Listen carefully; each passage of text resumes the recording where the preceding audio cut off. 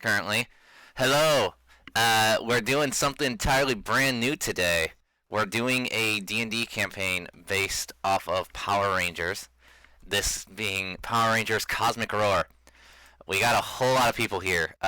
So I'm Stan. I'll be playing the character of Zach as well as controlling the character of Keith for this session, as well as being the NPCs. I'm also your general GM and host and all that jazz. And next up, we have Ryo. Why don't you give us a rundown of yourself? I do pretty much everything. Yeah, that's true. Also, I'm Zinc. Yeah. And in the broad scheme of things, we're not doing anything new. We're just being lame. Pretty much. This is very for fun type thing. We're not trying to be like super professional or anything like that. Professional. Dude. Guys, rule 1, PG-13. Okay? Jeez, you used our F limit. Ryo, why? Wow. Well, you should have lived with that then. Hey, true enough. But, no. There are no professional D&D players. So no F-bombs? No. Or at least try not to. Alrighty. Alright, so next we've got Ryan. Hello, I'm Ryan. I will be playing the character known as Rye Frecker. Yeah. Alright, and then we have Tom. Hello, I'm Egax. I'll be playing the character Tamaki Hirose, or just Tom for short. Yes. We also have Troy. Hello, I'll be playing the character Olivia Hallie. Really? It's Hallie? I thought it was Haley. It's Hallie. Oh, okay. Well, what do you know? Alright, and then we have Sheena, aka Cowchan. She doesn't have a mic for some reason, so she'll just type in the chat over on the right here. She has a mic, she just doesn't talk. Pretty much. So, even though it would really help Sheena. I'm playing Rose White, though. So, yeah, she's the character of Rose. So, I'll just do the Valley... Well, one of us will do the Valley Girl voice anytime Rose wants to talk. So, Yeah, just read the chat. Yeah, like... We also have Wise. Hello, my name's Wise. I will be playing Warren MacArthur. Alright, and we have Nico. I am playing Narpos the Great, number 9. The 9th. The 9th, yes. Alright, and we have Joe here. Hey. Don't like me. I'm not Okay, like, then. what? Okay. I will be playing as Morgana. Yeah, there you go. Okay, and we have, and Raisin over here is our friend Alex. She's just kind of spectating. So, alright. Premise. If you guys have seen Power Rangers Hyperforce, this is kind of similar to that. It's very imagination-based. We have some stock images and stuff to go along with it, just to have something to look at during the stream. I'd like to think our villains are going to make a bit more sense. I hope so. I mean, I'm not going to pretend I'm some grandmaster storyteller, but, like, you know, again, this is mostly just for fun. No, I'm saying the bar for Hyperforce was so fing low as far as villains were concerned. Ryle! But, yeah. Oh, right. Habits. Yeah. I know. I swear like a sailor in real life, too, so it's going to be hard for me. But, Well, I'll get used to it. It's just Hyperforce really screwed the pooch. yeah. So, They had good players too. so yeah, Shame. we're going to try and be PG-13. Can't say if we'll keep that promise or not. We'll see. But, Oh, I probably Yeah. right.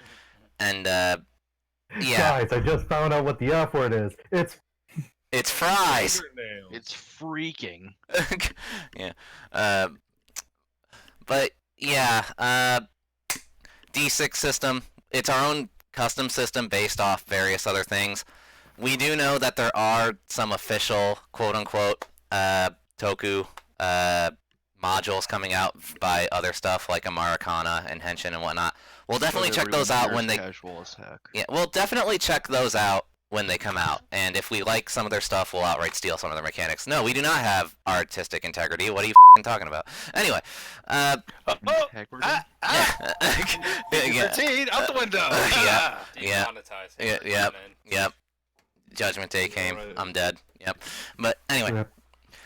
so what is the premise of this campaign? Okay, I'll be sure to tell. I'm gonna fill you in with the opening narration. You'll understand. But it's Power Rangers. That's the simple way to do it. It's Power No, Rangers. dude, So, dude. What's the premise of the game? Just listen. Yeah. Yeah. Okay. All right. Don't give away. Okay. Gee. It's a story game. Let them explore. I am not a good storyteller. We've been over this. This isn't a matter of storytelling. All right. So, are we all ready to begin? Yeah. Okay. So, let me set the opening scene for you guys. Okay. Ignore what is on the screen right now. It has nothing to do with it. All right. That's just for It's a carnival. It's just for later. So ignore that. All right. So we open up in a gigantic white void of nothingness. Okay. And in this giant white void of nothingness, there are only two beings that anyone can make out. All right. There is a warrior clad in red, wielding a magic sword, and opposing him is a gigantic force of just massive, like, evil. Like, if you can imagine just, like, a cloud of pure hatred incarnate. Like, that is what he's up against. Yeah. Ignore the quality posting in the chat. There are no actual similarities. Today in we're gonna real learn life about beings. fun posting. Yes. And the cloud in his big booming voice. Don't expect me to voice act too much because I suck at it. I will. Do you want me to type the lines out to you, Ryan, and you voice act? If you want me to. Okay. I would appreciate that actually. Okay. I'll type to you real quick. Valley Girl Cloud. Valley Girl Cloud. God. Yeah, yeah. Just to strike fear in the hearts of people. Yeah, that'll work. That'll. Gina was the villain the whole time. Let me just type this out real quick. I'm not a good writer either. This is the problem. But like, so Damn. I know, This is right? off the cuff, Yeah. but we're not creative. I'm I can not. fluff where I need to. I'm not. Okay, so the cloud is just kind of taunting him, and he's like, "Fool, look around you. There's nothing anymore. What do you have to protect? There are no friends, nothing. You can't even kill me. You've tried everything, and here I still am, ready to reshape the world in my visage." And so the warrior clad in red, he looks down and he's like, you've got a point. Maybe I should just give up. But not before I do this. And he, like, whirls around, and, like, the camera pans, and we see in the background this gigantic, glowing, magical crystal, okay? And he whirls around, and he strikes it with his sword.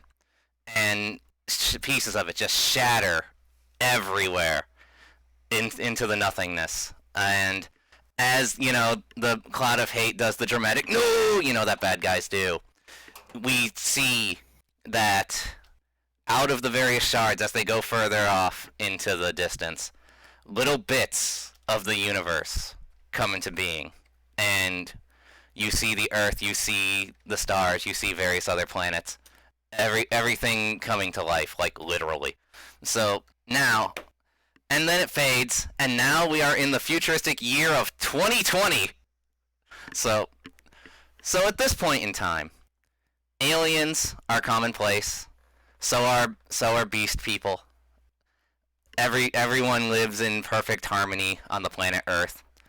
Well, Yes. relative harmony. There's still crime and stuff. Well, yeah, obviously. Well, they gotta know that when you say perfect harmony. Yeah, true enough. So, lots of interplanetary travel and immigration going on. In fact, things are going so well, the Power Rangers haven't been needed in years. There have been no attacks on Earth, there have been no attacks on various other planets that they've aligned with, like KO-35, nothing like that. Everything seems pretty chill in the known universe. Other than, like, petty criminals and stuff, but, that's what you'd be expected of. So you know there's gonna be a problem. So The Inciting Incident Festival is about to begin.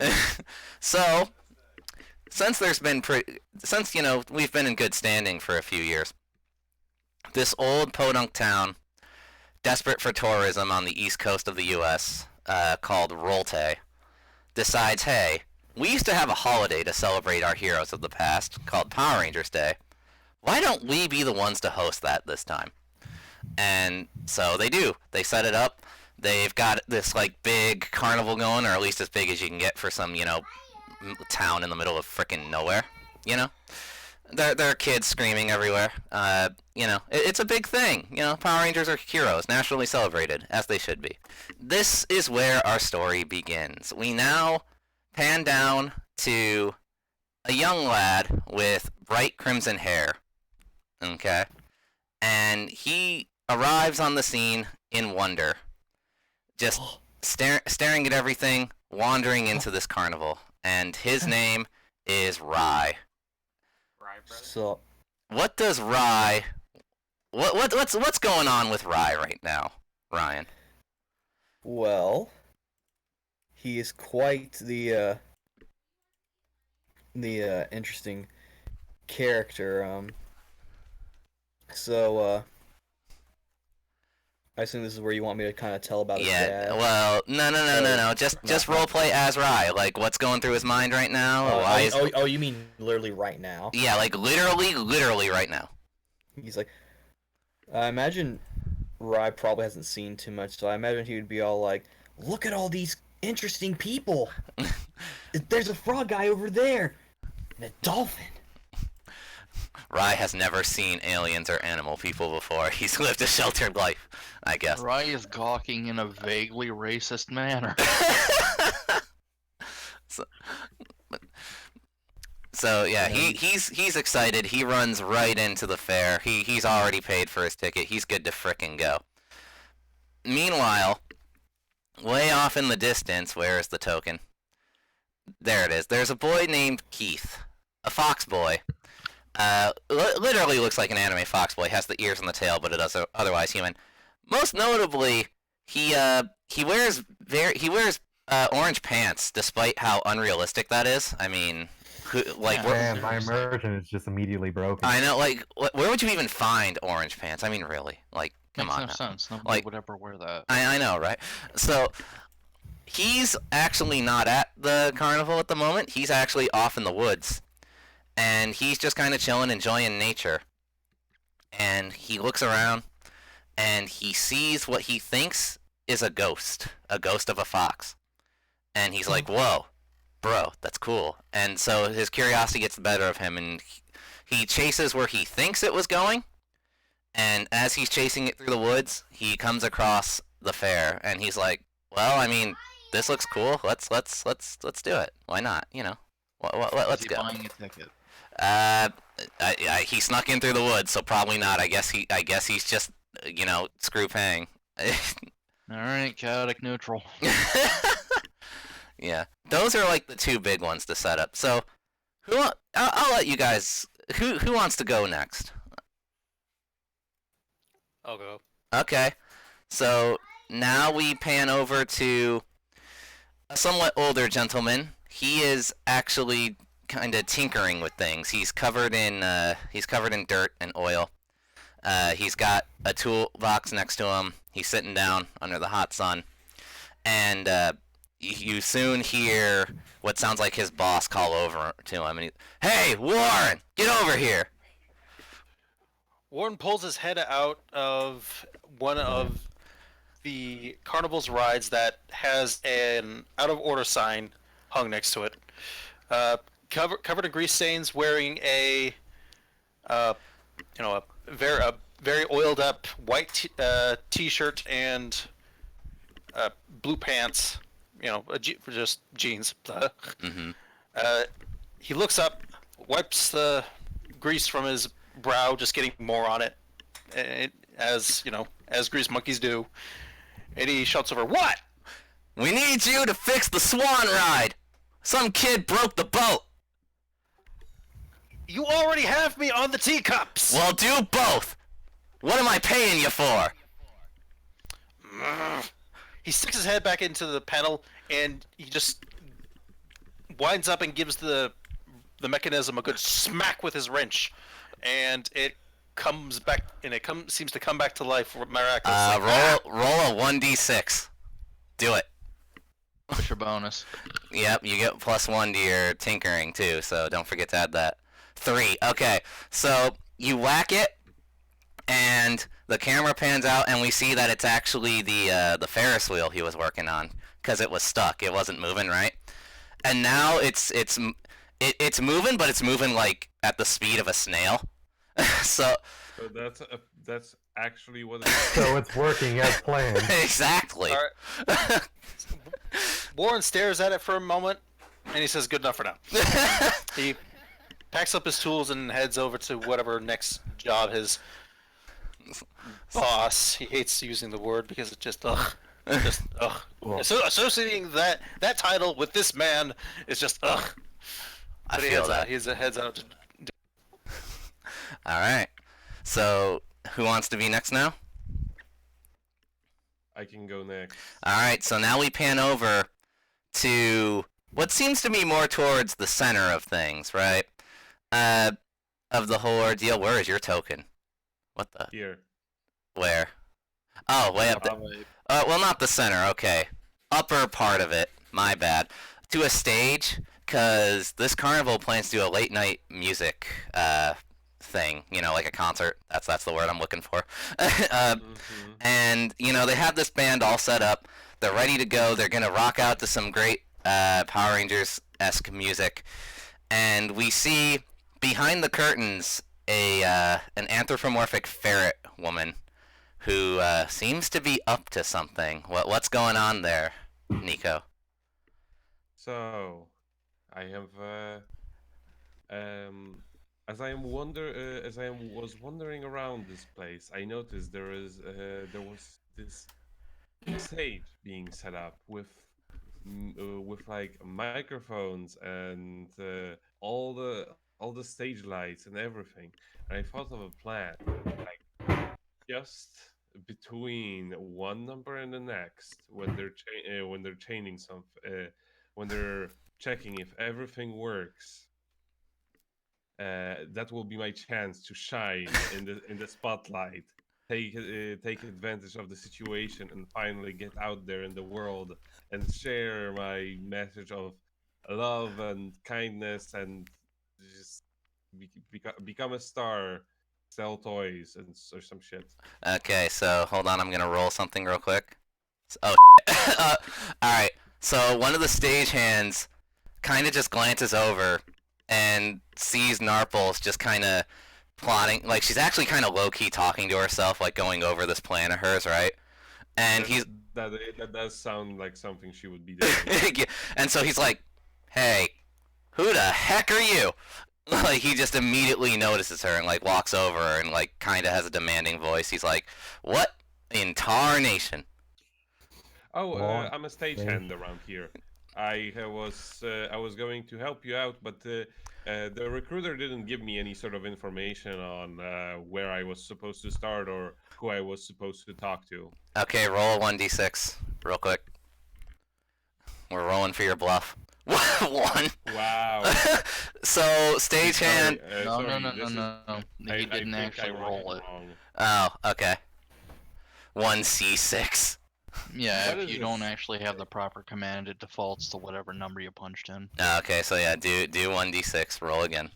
Technically. 2. Okay, well, Better. close enough. like okay, so little did Narples know this guy is like an actual stagehand, so he just kind of looks her up and down, and he's like, you know, you wouldn't be the weirdest one I've seen, but no, I'm still calling bull. You know, like if you're really here to help, what are you even doing, like at this moment? Could you explain maybe? I was checking the cables. Okay, I'm gonna have him roll now. And he's like, you know what, Yeah, I buy that it. tracks. He's like, you know, it sounds right. Like, he's like, you know, that's important. And he actually kind of almost gets chummy with you. He's like, you know, that's a really underrated part of this job, honestly. Like no one ever thinks to check that. Like, what if like we have the rock band going and then just the curtains suddenly fall, like, and it's not planned, like whole show ruined, you know? Exactly. I mean, also Just check out how everything here is arranged. It's like you can trip over this and get killed probably. Yeah, like you know what? Good eye. I like you, kid. I mean, look at this stone. It's perfectly arranged to just snap someone's neck.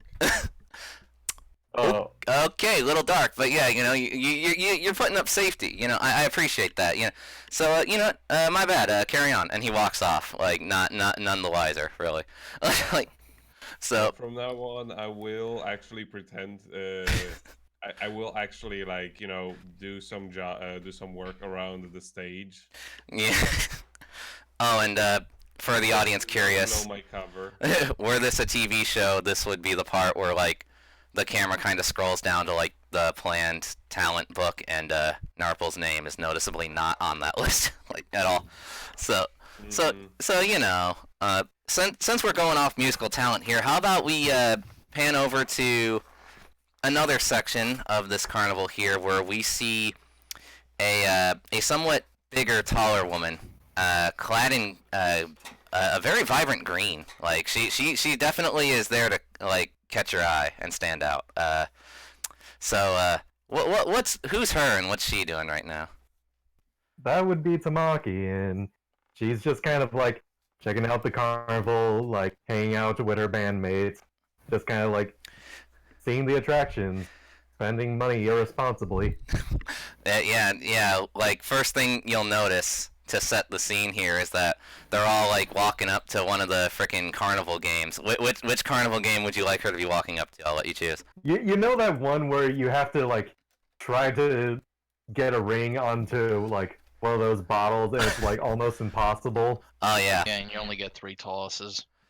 Yeah, okay. So she's going up to the ring toss with her friends. They're all gossiping. And like one of them, you can hear vague whisperings like, "Oh my God, did you see Denise? Like, who would even wear that in this day and age? Like, where does she live? Neo Tokyo? Pfft, poser." Like, you know. So, Sonny the Seal.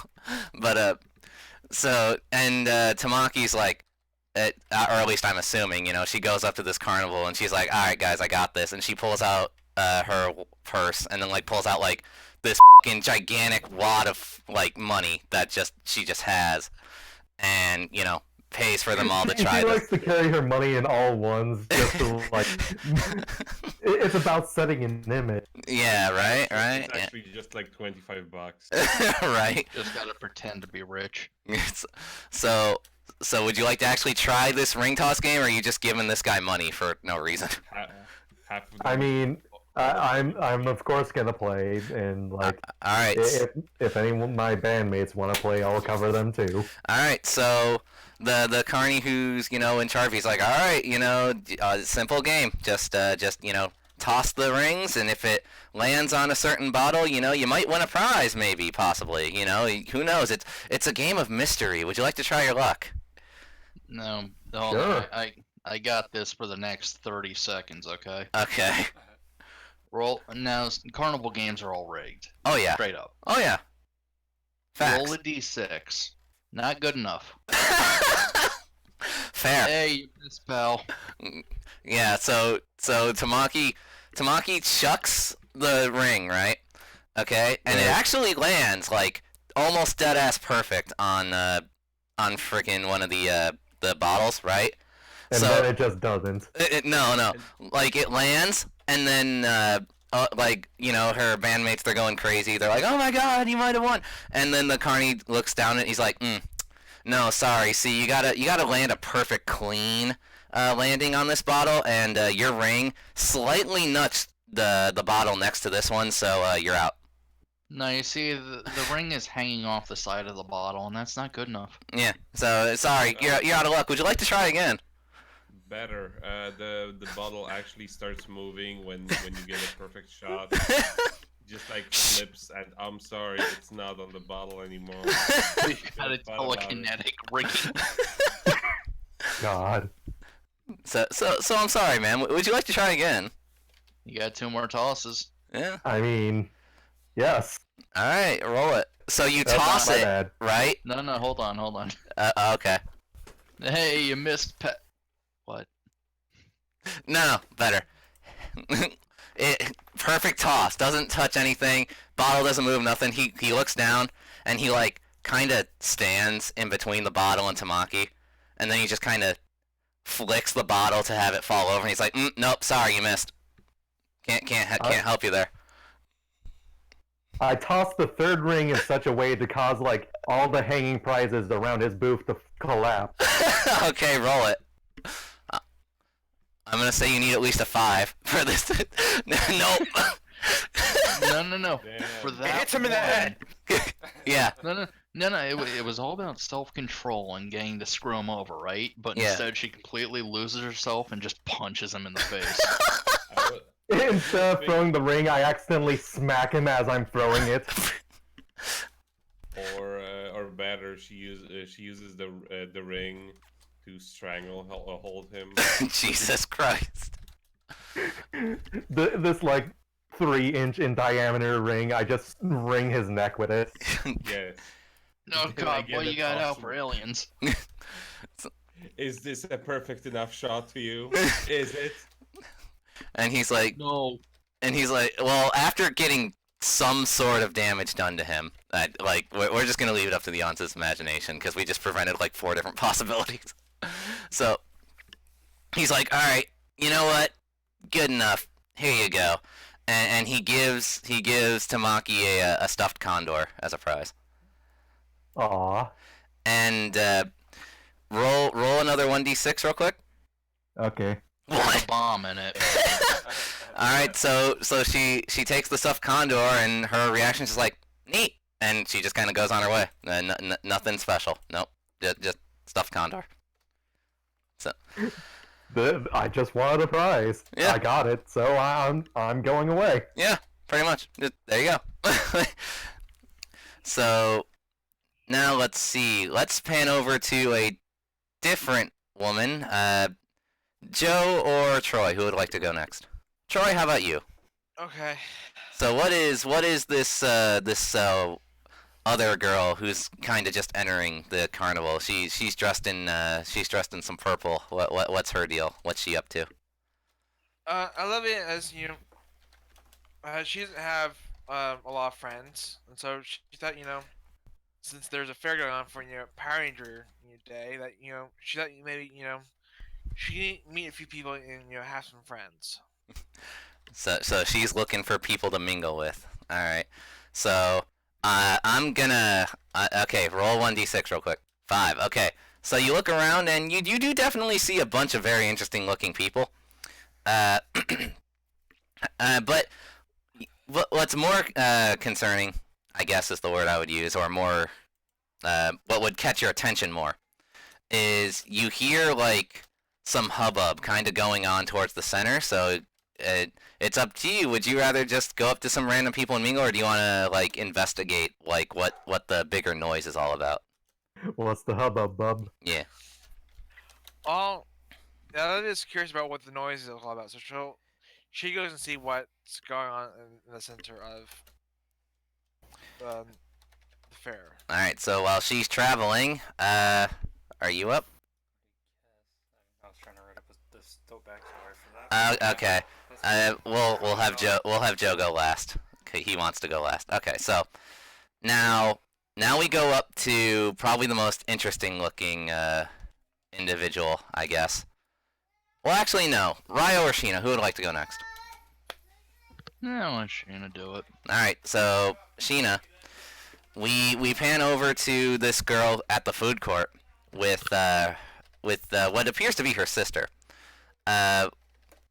This girl being clad in very bright pink, girly, stereotypical clothes, short mini skirt, all that jazz. And her sister being more dressed in like a very like whitish pink, so to speak, right? And they're just kind of having a good time, enjoying some of the carnival food. Who is this girl, and what's her mission right now, Sheena? Like, what's her and her apparent sister up to, other than engorging themselves? And Ryan, you're free to read anything Sheena says. Alrighty. It's dramatic tension, guys. Hold on. It's dramatic. Yeah. Some serious stuff's about to go down. You don't even know. She's typing up a freaking paragraph. over there. she's like, my time has come, and she starts typing a novella. Rose and Nadia wanted to check out the concert and see what kind of different food they had. Okay, LOL. so they're specifically at the dining rooms near the concert. So,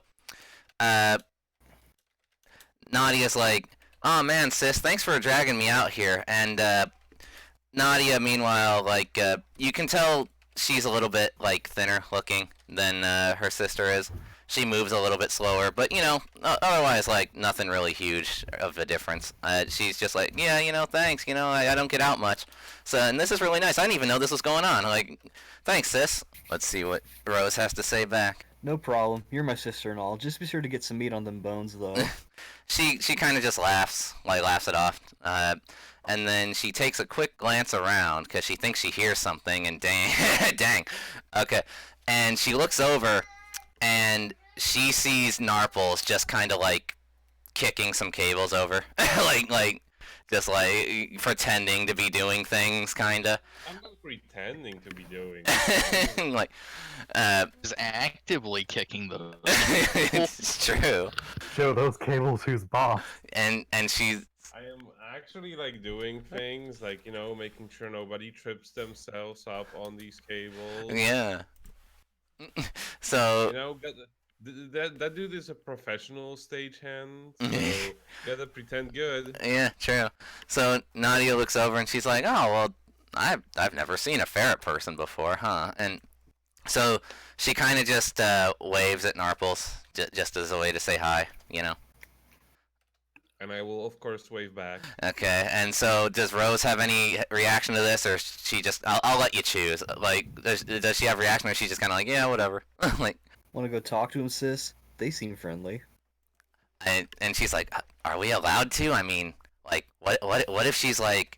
And actually, right now, Nico, roll 1d6, real quick. 4. Okay, so Narple's like, not like really well, but like enough. You basically get the gist of what they're saying. So, like, Nadia's like, what if she's like one of the concert people? What if she's like an important pop idol? I can't just go up and talk to someone like that. Like, do you know how embarrassing that would be? And then I started blushing Yeah. because I have. Why not? And so I guess Rose just kind of grabs Nadia by the hand and like drags her towards Narfles, like full force, like just climbs on stage, like, and Nadia's just like, "Hi, I'm Nadia. This is my sister Rose. How are you? Hi, who are you? What?" Oh, hi. I'm going to be. My name is Narples, the Great Nine. The The ninth grade. Babaka. So, Yes. so I'm going to be performing here tonight. It's my debut. okay, so Sheena, roll 1d6 real quick. 5. Okay, so both Rose and Nadia, they totally buy this. They're like, "Oh, well, cool. Like, weird that you're hanging out backstage here. You must be really excited." Like, Oh, you know, can't really sit around and do nothing. You know, when things are going down. I mean, like, if I'm going to have my debut, I gotta make sure that all of the cables are connected, right? Nadia just kind of tilts her head a bit. Like, I'm not even gonna roll a bluff check or anything. She's like, "Yeah, I guess that makes sense. Okay." Like, sure. Like, so, oh. Yeah, if you gotta do something, if you're gonna do something, you gotta do it yourself. Not some shifty stagehand guy, and just give him a sting eye without him even noticing. Because he's busy, like, you know, counting receipts or like doing other things. I don't know, whatever stagehand people do. Exactly. Yeah. So, Rose is Just typing imagine, something. like an overly detailed shot from like a 90s cartoon. Yeah. What do you do then? Sing, drums, guitar? That's a good question.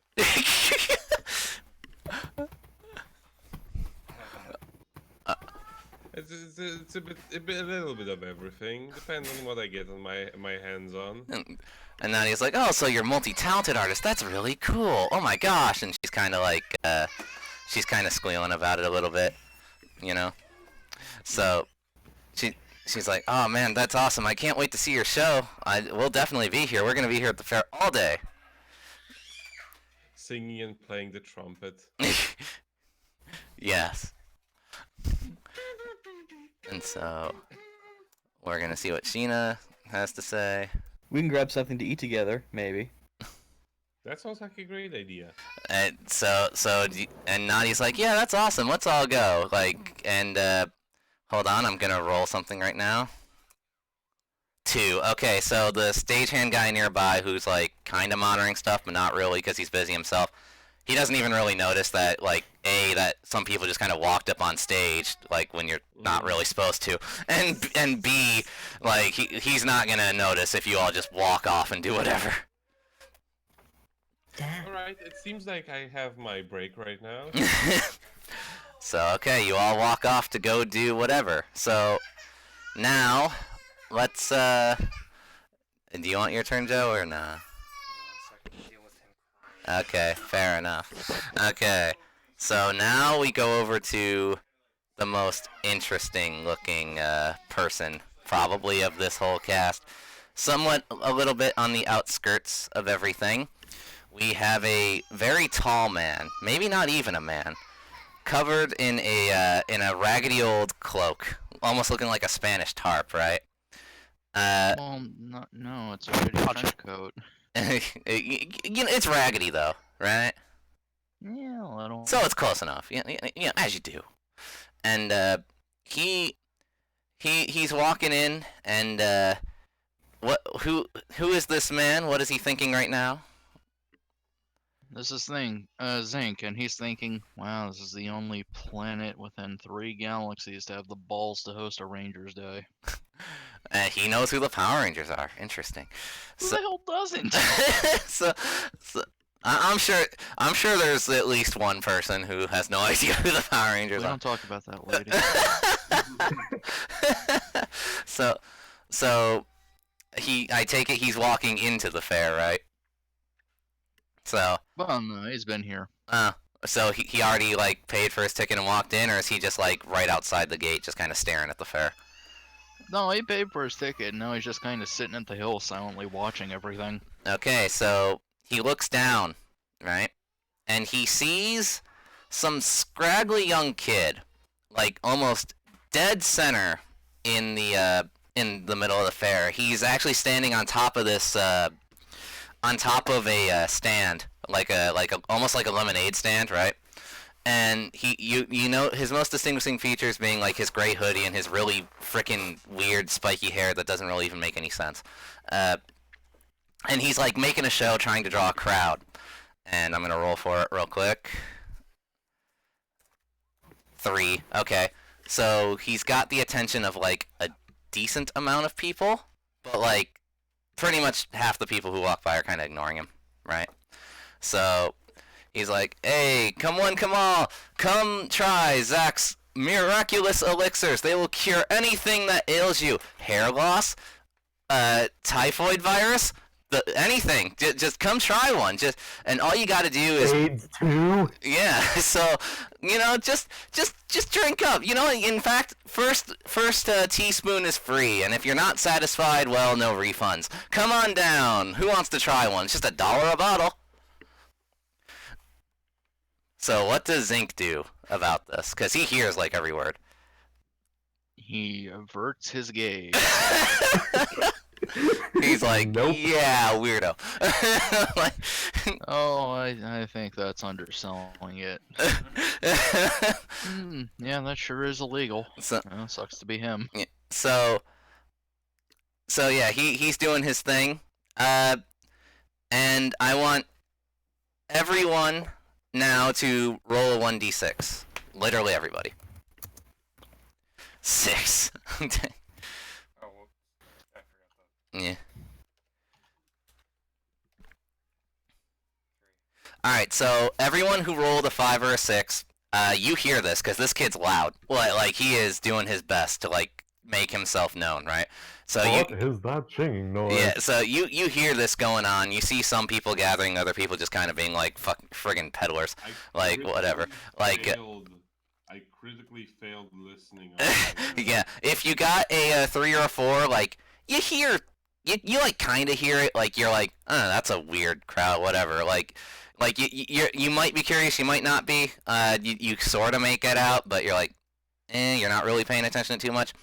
And if you got a 1 or a 2, then like you didn't hear crap. Like maybe you felt a little whistle in the wind, and like that's about it. Like A disturbance in the force. yeah, kinda. Narples was about to hear it, but like the stagehand dropped something really heavy and made like a really loud clanging noise. And then Rose got upset because it was food, and so that was wasted food. but so all of you who heard it, do you decide to head towards the disturbance, or are you just gonna keep doing whatever? I'll just kind of motion to my bandmates. I'm just like, want to see what's going on over there? Like, And your bandmates, they're just kind of down for whatever, since or at least they assume Tamaki's just gonna pay for everything, so they're like, yeah, let's do it. Warren is heck Warren's yeah, just kind of in we're the- gonna go over there. Be right back. Warren's gonna be right back. Got it. So, how about so? All right. So Rose, I guess, motions to Nadia and Narples. I guess noting that she heard something going down towards the center, and she wants to check it out. So Narples, are you down to go with, or? I mean, that's where food is anyway. Yeah. So okay. So Rose, Narples, and Nadia make their way towards the center of the event. And I think that's everyone who heard it, right? Who answered, I think. Like, Not me. The one that rolled a 3 and Oh. all heard it, right? yeah, okay. So, alright, so does Olivia decide she's like, what was that noise? And like head towards it, or she's just kind of like, eh. Since the noise is coming from the sensors and she's already going there, she's like, okay. Yeah. So, I guess my assumption is, right, I should head over there. alright, so, alright, and last but not least, what does Warren do? Because Morgana, who has not been introduced as of yet, she's just kind of like, eh. Like, who cares? Like, I'm gonna end up. Warren is unfortunately just kind of in the general area already because he's fixing the whatever other machine decided to break down Gotta this fix minute, the this moment. machine. the machine. Workers work. Alright. So everyone who wants to gather here has gathered here. And or rather is going to gather there. So we only have one person left to introduce. And that is a very tall, very muscular woman who is being dragged along by Someone was very tall. for a woman it is. She's kind of being dragged by what some people would probably assume to be her date, but no, they're just friends. Don't worry about it. And it's kind of a normie guy, just kind of dragging her along, and he's like, yeah, and yeah, he's got some brown messy hair. He's very excited for this event. He's like almost literally dragging her by the hand through this. He's like, oh man, trust me, this is gonna be awesome. I know you don't know anything about what's going on here, but believe me, man, there'll be food, there'll be games, there'll be rides. Like, how can you not be excited for this? Dude, oh my god, this is my life right now. So what's Morgana got to say about all this? Oh, like just in general. Yeah. Well, God damn it, I had a whole story written up. After 2 hours of Quinn bugging her to go, she finally caves and goes with him. Yeah. With Quinn being a Power Ranger nut, he forces her to go to every attraction. Language. But Every attraction 5 times over. Freaking Power Rangers, can't believe this stuff. Alright, so did you roll? You did. So, okay. So, Quinn and her definitely heard it. So, Quinn's really excited. He's like, oh, dude, they must be getting started on big stuff early. we should go. Like, come on, let's do it. Let's do it. And he's like keeps like poking her, just like until she will finally agree. Like, Oh shit. so does Morgana cave, or like is she gonna put her foot down? Cave. Okay, Cave. so where is your token on here? Right there, I'm right in front of that big purple amusement park right here. Oh, okay. Okay, so yeah, just move it over. I'll put her like at the staircase right now. Yeah, okay, so they're all walking over.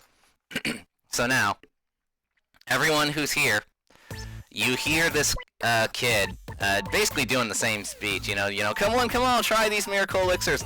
And if you buy one within the next 5 seconds, I'll throw in this unique candy I invented called a Jumo. Trust me, man. Like, you think like jawbreakers are the bomb, bro? You haven't tried anything till you've tried a Jumo. Let me tell you. And he like holds one up, and it looks like this weird like mutant crystal rock candy like that shouldn't even be on this earth, but it somehow is. Rock candy, you say? Yeah. so everyone roll a 1d6 now, if you will.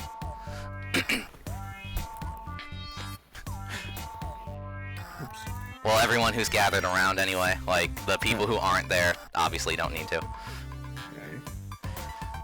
Oh, yeah, great. Okay, so everyone who rolled a 4 to a 6, you're kind of buying into this this kid's charisma. You're like, I mean, it is cheap. Like, maybe, yeah, you're kind of sort of buying what he's selling a little bit, right? But meanwhile, the rest of you, who's like 1 through 3, you're kind of like more towards the negative side. You're just kind of like, this kid, like, he's on something, like freaking whatever. Pressing X to doubt. Pretty much, like, just like, yeah, I don't know. Like, so with those thoughts of your characters in mind, I'll leave it up to you guys whether or not you approach this kid, how you interact with them, if at all.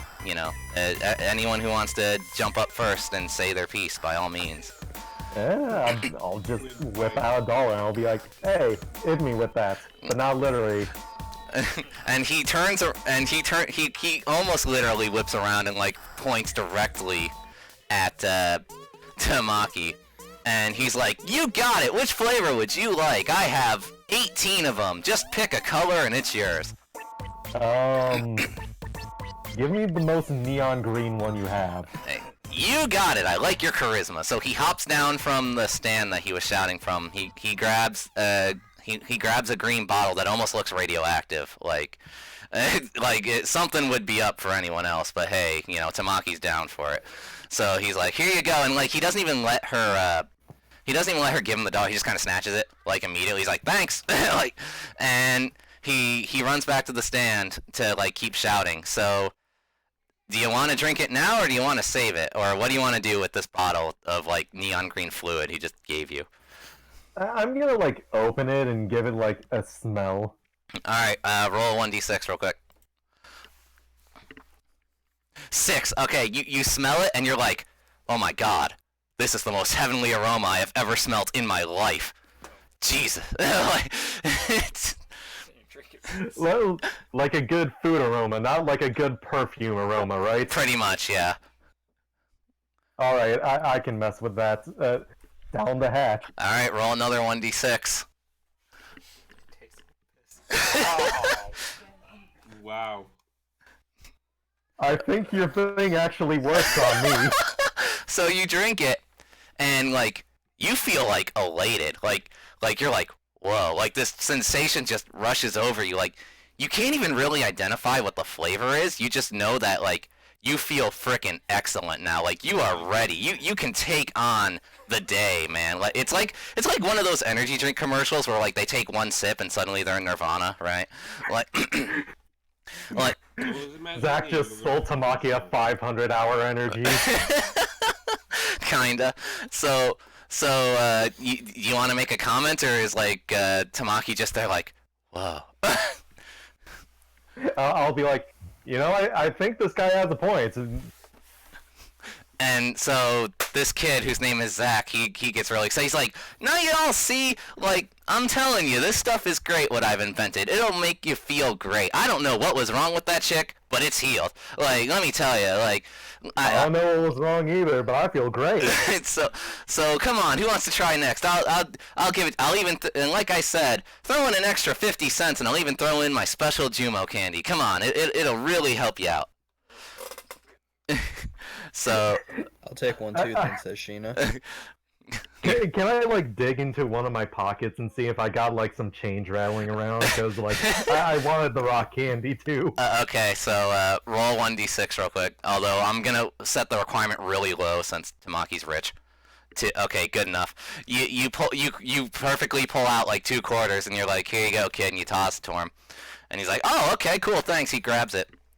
And he throws you a neon green, like almost booger-looking deformed candy, and I'm just gonna let you catch it since you paid for it. And what do you want to do with this thing?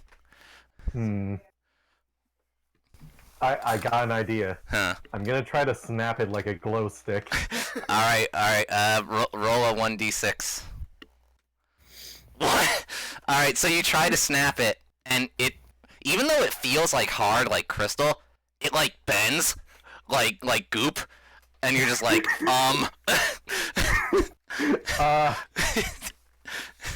So, and Zach looks at you and he's like, oh, don't worry about it, that's normal. It's my special recipe, it's fine. It's so that way it doesn't break easy in shipping, you know what I mean?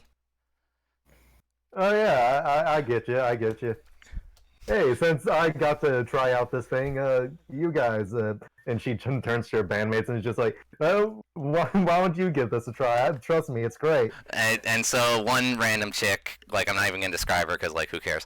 And she just walks up and she's like, all right, cool. So she grabs it, and she doesn't even try and smell it or anything, because after she's seen what happened with the drink, she's like, all right, sweet, she's totally buying this. Down the hatch, she eats it and she's like, oh my god, you were right. Like, she's just kind of like her eyes widen. Like, she's just like, dear god. Like, she's like, everyone, this guy's legit. Like, buy this. And Zach is now really happy. He's like, yes. So, I'm talking very quietly to Rose. He's selling crack.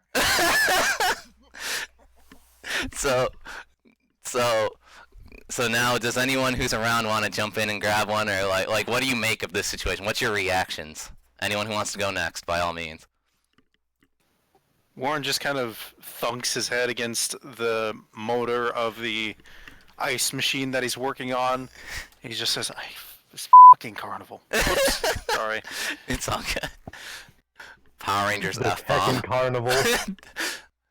I'm trying to fix this carnival. Morgana's like, Carnival no. broke. Morgana's like, no, and Quinn's like, come on, Morgana, it's obviously Power Rangers merch they're selling. It probably tastes like cotton candy or something. Come on. And so he goes up and he's like, all right, cool. I love the Cotton Candy Ranger. Yeah. So Quinn goes up and he's like, hey, give me a couple of those. And Zach's like, couple of what? And he's like, a couple of the drinks. And he's like, all right, cool. So Quinn buys them.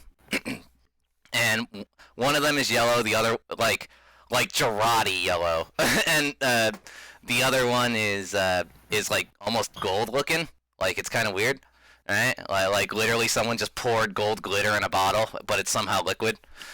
So he's like, here, try one, and he offers it to Morgana. I will not drink that. And drink the glitter one then. Yeah, drink the glitter one. Come on, you gotta try. You gotta be adventurous, Morgana. Come on. All right, so I'm gonna tie both the rolls to Morgana here. So Joe, roll a 1d6. It's gonna determine the fates of both of you. Wow, probably hope I had the right key. Yeah. One. Oof. Okay, so Oof. so Morgana and Critically fail on drink and get choked to death. so Morgana and Quinn both at the same time down the hatch, right? And just like with Tamaki and her bandmate, their eyes widen too, but they immediately fall like backwards and they like tumble down the stairs that they were coming up on, right? And they just roll downhill. Like, and they just keep rolling, and everyone obviously saw this. Like, I'm not even gonna roll for it, and Zach just goes, see, those guys were so elated that they just had to go. They went right here, man. They were on this. Like, did you see how fast they went? Like, that's the magic of my magical elixirs, man. Like, you don't even know. So. And I'm right there saying, I see how her arm bends in completely different directions. and so I'm gonna roll. All right. So I rolled for his bluff. It's a 3. Some people in the crowd, they're like, yeah, you know, they seem pretty all right, but the other half are like, oh God, like, yeah, oh no, Like, this is drugs. like, I'll let you guys determine if your character which way they react, but like, but yeah, so Warren looks down, stares down the stairs, looks at the car, the peddler, and he just says, "I'm calling security." and Zach's like, and Zach turns to Warren. He's like, hey. Now there's no need for that. He's like walking toward him slowly, right? Like trying to be. He already has his radio out. And he's like, now, by all means, call your buddies. But like, if you're gonna do that, you might as well advertise for me, right? I mean, after all, I am registered to be here. I'm a paying citizen. So, you know, what? In fact, have one at the house. And he offers Warren an elixir as well, a blue one. And he holds it. And roll a 1d6. Wise. What? Yeah, do it real quick. 3. Okay, so you're still kind of not convinced. You're like, like, and so Zach's like, come on, I'm telling you, like, you and your security buddies, you would really like it. In fact, it would make your job way easier. In fact, and he's bluffing again. I was talking to who I think was your boss earlier, and I saw him slamming these. Like, he was just sitting down, relaxing, yelling at other workers. But like, man, he bought a whole bunch of these for me earlier. Man, he was going off. Let me tell you. So you know, if it's good enough for him, it's got to be good enough for you, right? Like, come on, think about it. And I'm gonna roll real quick. 6. So to you that sounds legit, but I'm gonna leave it up to you if you decide to act on it or not. You drink it. And that's his response. You drink it. And yeah. And Zach's he stares at you for a sec, and he's like, all right. And so he uncorks it, and he like, I'm gonna roll this real quick. Who uses corks? He does. They're in piles. 6. So here's the thing. He does the most convincing, like, tilts it to the side of his mouth, makes it look like he's drinking, but it's just spilling down the side of him. Exactly. He does like the classic cartoon thing where like he makes it look like it's going straight down, but it's like pouring down his shoulder, and like somehow nobody freaking notices, and he's like, Even the people directly looking at that side of him is just like, whatever. Yeah, exactly. So he's like, yeah, good stuff. And he's like, see what I tell you, man. Like, see, if I can do it, they can do it. You know, those 2 girls, those people down the stairs. I mean, look at them. They're still going, and you can actually see them still rolling in the freaking distance. Like, and he's like, how long are these stairs? Like, he's like, no, they went back up the stairs. Yep. And so, Warren still doesn't want it. and Zach's like, well, I mean, I offered, you know, but like, I'm just saying, you know, don't kick me out. Like, we're all friends here. Come on. Well, the fact that those 2 rolled down those stairs, Warren's still gonna call, you know, medical assistance. And fair enough. So I am going up to Zach and asking for a set. A whole set. Well, a set, a candy, and a. I got you. Okay, so you walk, and Narfles actually walks up like mid-conversation, like while Warren's trying to like get a hold of this guy. Before you get arrested, I want a piece of that. And Zach's like, "You've got it, random citizen," and he just kind of he doesn't even ask. He just grabs one off the stand. This is a black one, and he's like, "Here you go." And it's beige. No, it's black. Shut up. and I want the beige elixir. There are no beige ones. Beige is a color that doesn't exist. Anyway, so we lost somebody. Say what? We lost somebody. Did we? Who'd we lose? Oh. I think Ryan. Oh yeah, we did lose Ryan. Oh, he'll be back though. It's probably just He'll be crap. back later. Yeah, he's fine. I was gonna pan to him later anyway. He'll be back later. But like, yeah, so he gives Narples a black candy and a black drink, and Zach's like, part of this thing that I'm surprised no one's done yet, but like, let me tell you, it's really great. And he really quick again, like snatches the money, like not like doesn't let you give it to him, just snatches it like real quick. He's like, and shoves it in his pocket like really rushedly, and and Rose then calls out that since Ryan's not here, I'll read it. She's like, I thought you said it was crack. And Nadia just kind of looks at her like kind of shocked that she would just speak out like that. Like, okay. Like, Sorry, my internet hooked up. I'm back though. it's all good. You didn't miss much. Just because Alrighty. just because it is, it doesn't mean I don't know. I mean, maybe for police, for investigation, it will be relevant. And so Zach's like, oh, let me tell you, this is better than that stuff. Like, don't do crack, kids. Anyway, and you don't even know who he's talking to. But he's like, yeah. So, one thing, if you guys are the really adventurous type, you could try putting the Jumo in the elixir and then drinking it. Like, let me tell you, it'll give you a rush like you wouldn't believe. Like it'll cure your sinuses right up. Like, let me tell, like, man, like if you're sick with chicken pox, bam, gone instantly. Like, it's so You good. won't even like chicken anymore. Like, Equivalent of Pepsi and Mentos. so Narples and Rose both roll 1d6s now, real quick. 5. Okay, so Rose, Narples, and Nadia, all three of you're like, huh? Sounds awesome. Like you don't even question it. You're totally buying this. So Narples, what do you do with the stuff you just got? Shoot. Well, I mean, I would regret it if I didn't try it. So are you gonna mix them like he suggested, or are you gonna just like do one or the other? Like, what are you doing? Mix. Okay, so you undo the cork, you shove the candy in there, you give it. Do you shake it or do you stir it? I just let it. Let it settle. Yes. All right. Stir it a little bit slowly. Yeah, and then after a little bit, you're like, all right, cool, down the hatch, and roll 1d6. 4. It's a 4. So you drink it, and you're like, pretty good, but like kind of overrated, honestly. Like you don't feel bad. You're just like, huh?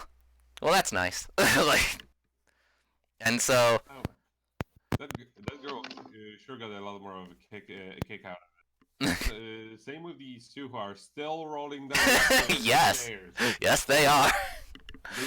They're on their third trip down. They went for the 4th round down. It's like they go up the stairs. They like run up there. Plot twist. It's an escalator. They're rolling down the up escalator. It's just in place. No, I'm imagining them like every time they roll down, they run up there like Ed from Ed and Ed. Yes. And then roll down again and up. Totally. With these really wide eyes and like really weird giggle.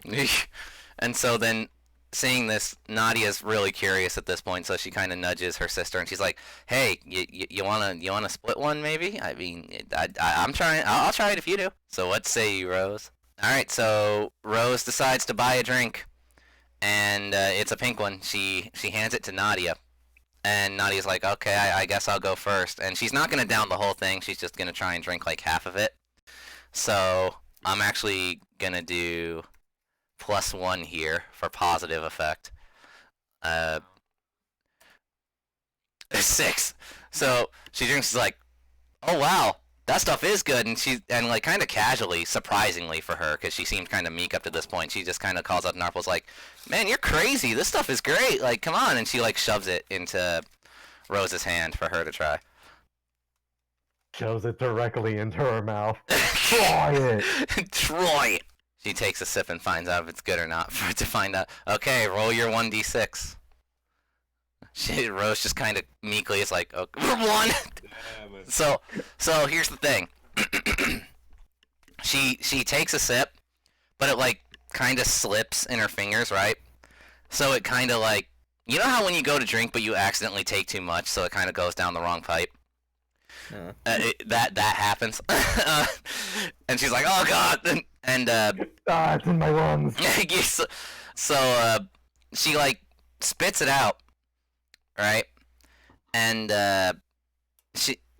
what she spits out is a small little like almost looking like a piece of glass, but it's like cut too specifically in the shape of something to like just be normal glass, right? And like I'm gonna roll for Nadia real quick. 2, and Nadia just kind of looks and she's like, "Oh, did you buy the candy and put it in? If you did, I didn't notice." Like, I could have freaked this Kinder Surprise in a drink. Right. I guess it came with it. I didn't see. So, I mean, based on that reaction, I guess Rose is just kind of like, well, that nearly killed me, but eh. So, she just kind of shoves it in her pocket, like not even really thinking about it. But so What doesn't kill me, I can sell on eBay. kinda. So, last but not least, in this crowd is Olivia. What does Olivia want to do? Well, she sees everyone try it, and she Peer gives it to peer pressure. She gives in to peer pressure, and she's like, 1 mahogany, please. And well, no, but like, so Zach just hands her a block of wood. Here you go. yes, but no. So Zach's like, alright, cool, and he takes her money and gives her a purple one.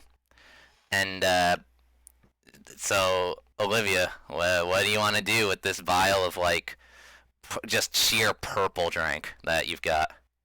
With wood chops. It's purple flavor, baby. Yeah. She sees that everyone's drinking some, and so she's like, okay, I'll give it a shot as well, since some people have a bad reaction and a good reaction. So Alright, roll your Help me. 1d6. I'm hoping I get a good reaction. 6. Dang, everyone's loving these elixirs. Good for me. Yeah, except Narfle, she's the hipster. And so you drink it and you're like, oh my gosh, peer pressure is a good thing, and like, she feels great. She is right on, and now in the trees, meanwhile, is Keith, the fox boy. He's just kind of peeking out, watching all this, and he's like, "Oh, well, that sounds fun, but I don't want to ruin their fun. I'm gonna sit over here and just kind of watch. I'm not gonna be invasive. It's fine." And that said, he's the one who kind of notices Zach, because he's been observing everyone's reactions, and like for a brief second, he kind of looks like almost surprised that it's getting such positive reception. He's just like, well, all right, right on, I guess. So then he jumps back up and starts shouting again, and now Warren, roll 1d6 for me real quick. 5. Okay, so immediately Warren recognizes this voice that kind of overpowers Zach here. He's like, "Hey, wait a minute!" And he's like, "Warren, I told you to fix that swan ride." I did fix the swan ride. and so then he's like, "So why is it broken again? Get over there!" Everything's broken. Fix it now. Exactly. And so now, Warren growls. so I'm gonna roll another one real quick too. He looks up at this Zach kid and he's like, like he kind of almost like he feels like he kind of recognizes this kid somewhere, but then he's just like, "Nah, I got more important crap to worry about." Okay, Warren, get over there. There's water like squirting everywhere. In fact, the freaking water gun attraction is broken. Fix that too. For a second, I thought you were gonna say the water is broken. That too. Fix the The water. water's broke. Fix my children. So, He was actually like that boss. His boss is actually just a lady with a really deep voice. yeah. So Warren stomps off to wherever the hell he needs to be next. so all right. So now, real quick, I'm gonna roll for Zach, because 5. Oh, geez. Okay, so all of a sudden, everyone in the area just kind of hears a siren go off, because those safety and health people Warren called earlier, they've arrived, and they recognize Zach, and they're like, "Wait a minute, that's the kid who's been coming around here scamming people lately. Get him!" And Zach's like, "You're not police, you're health people. What the crap?" And but real quick, he's like, "Thank you all for trying my product. Look me up in the phone books later. Bye." And he runs off, like, into the trees. I don't have the phone book anymore. Nobody uses phone books. so, Phone books are kind of illegal now. like, so yeah, he runs off with some people chasing him. I'll let you all decide how you all react to that. Just cause.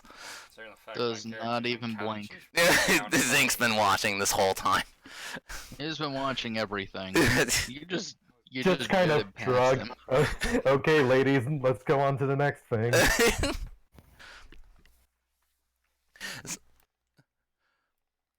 So now, So how about picking up that food, right? and now he's like, "Yeah, good idea. Weirdly enough, drinking that elixir made me even hungrier. Weird."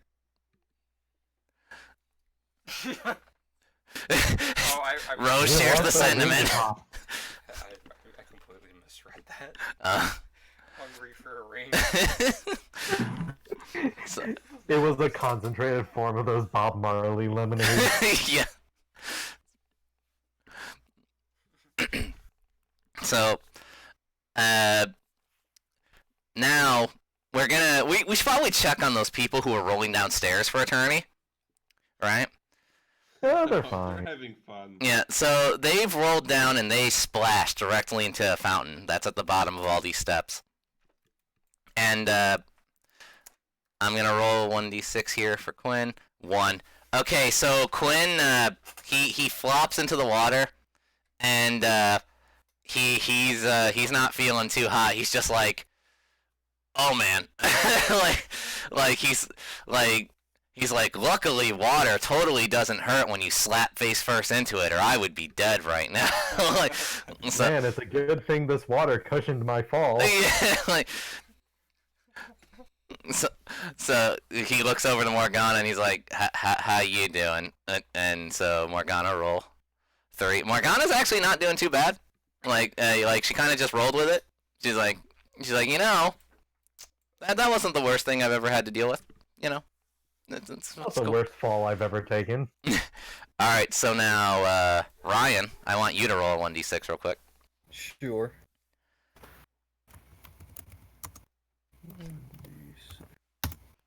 3. Okay, so Ryan notices the attractive female unit who splashed, but even though he's directly in between the two of them, he doesn't notice Quinn at all. Like Quinn who? Like it's just Quinn, who's that? oh yeah, so how does Rye take in this situation? I'm all like, whoa! Yeah. I'm all This like, fair really does have everything. That's a girl! you alright, lady? Morgana. Oh, Rye went over to you because he noticed you slapped into the fountain. He's like, yeah, right? You okay? You good? Just kind of poking her a little, like, you alive? Hello? Like, This is Slowly harassment and I don't have to take it. I'm trying to think if I'm gonna do this. he's got to Good. think. He's got to do a. Good. I can't hear shit now. What the fuck? Did my headset die? I don't know. It might have. did. Oh, his headset died. Okay, I got to transcribe for you guys in the meantime, I guess. So, Uh, so what's your reaction to Rye just kind of poking her, being like, "Hello, you all right? Are you alive?" My character's visibly. Morgana is dead. So Morgana is kind of getting upset. Like, who is this rando and why is he poking me? Like, what? Why would you Why are do? you How poking could you me? have done this? I can't believe you've done this. Yeah. So she stands up and she's like, "I'm fine, thanks. What's the big idea?" Well, you just fell in, like, the water. Eh. So I'm like, just checking on you. Well, next time, maybe mind your business, and like, I'm gonna roll for him real quick because he's doing a thing.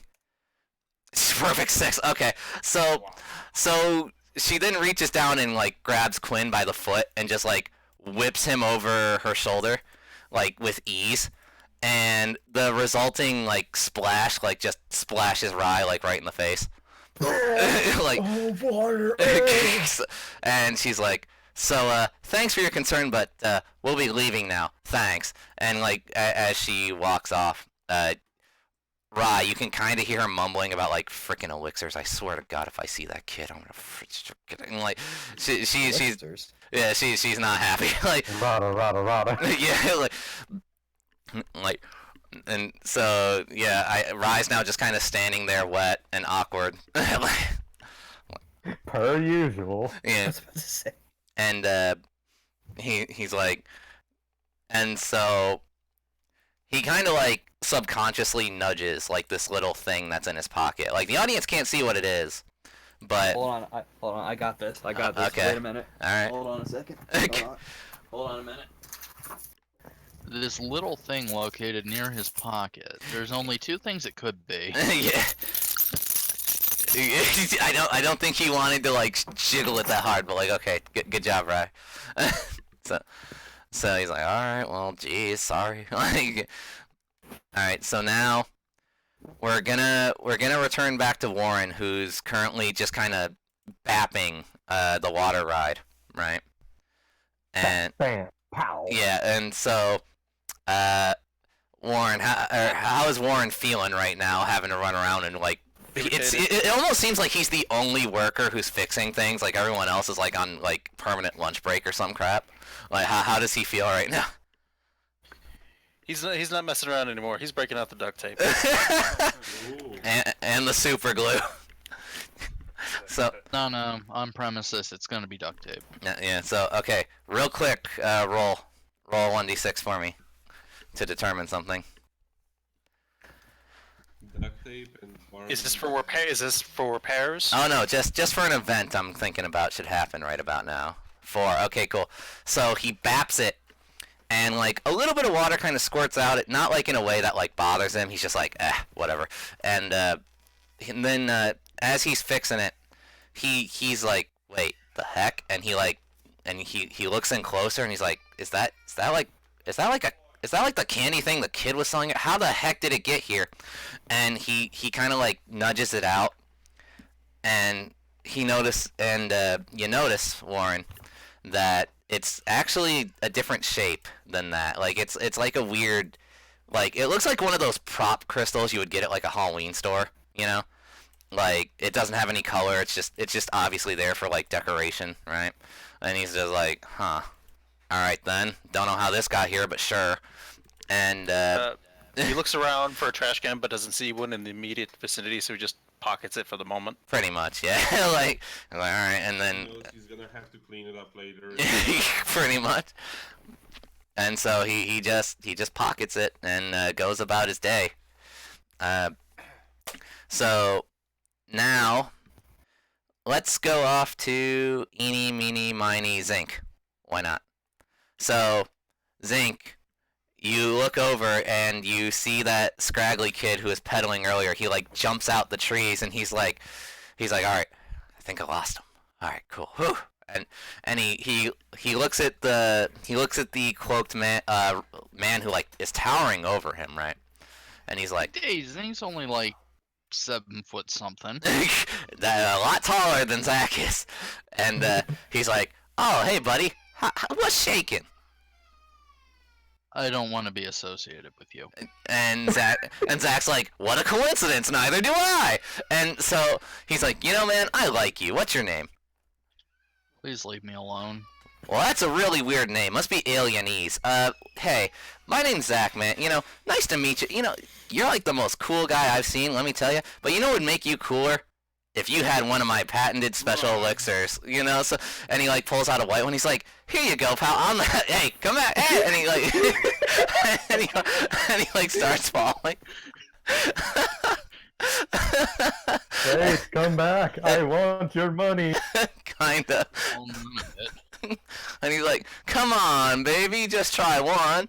Like, so, He is already gone. and Zach's like doing his best to tail. Like, and He's a big dude in a trench coat who's suspicious as is, and then the drug peddler shows up. so hold on, I'm gonna roll a die here. It's loading on my screen. It is taking forever to load this die. Holy, there we go. Perfect 6. Okay.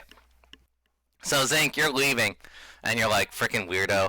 But then all of a sudden, like, you just hear his voice, like, way closer than what is probably comfortable, and Zach, turns out, is standing right on his shoulder.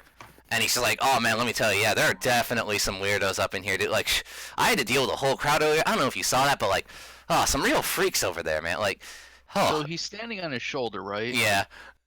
Zink deliberately walks a little below a branch. Alright, I'm gonna roll again. What? Rip. Okay, so Zink just kind of ducks, and then, like, bam, like, face, branch, like, Zach is immediately, like, just boom. Like, and he's like, oh, I see you've got Moxie, too. Cool, I like that.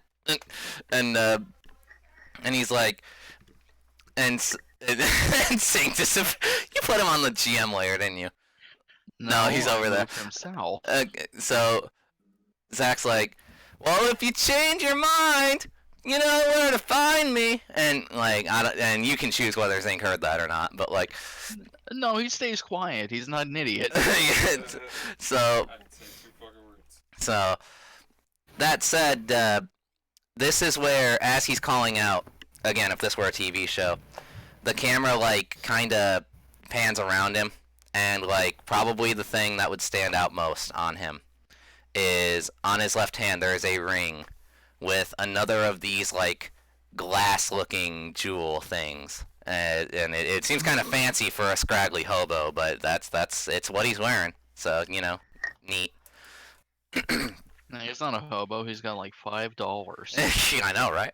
After that killing he made. So...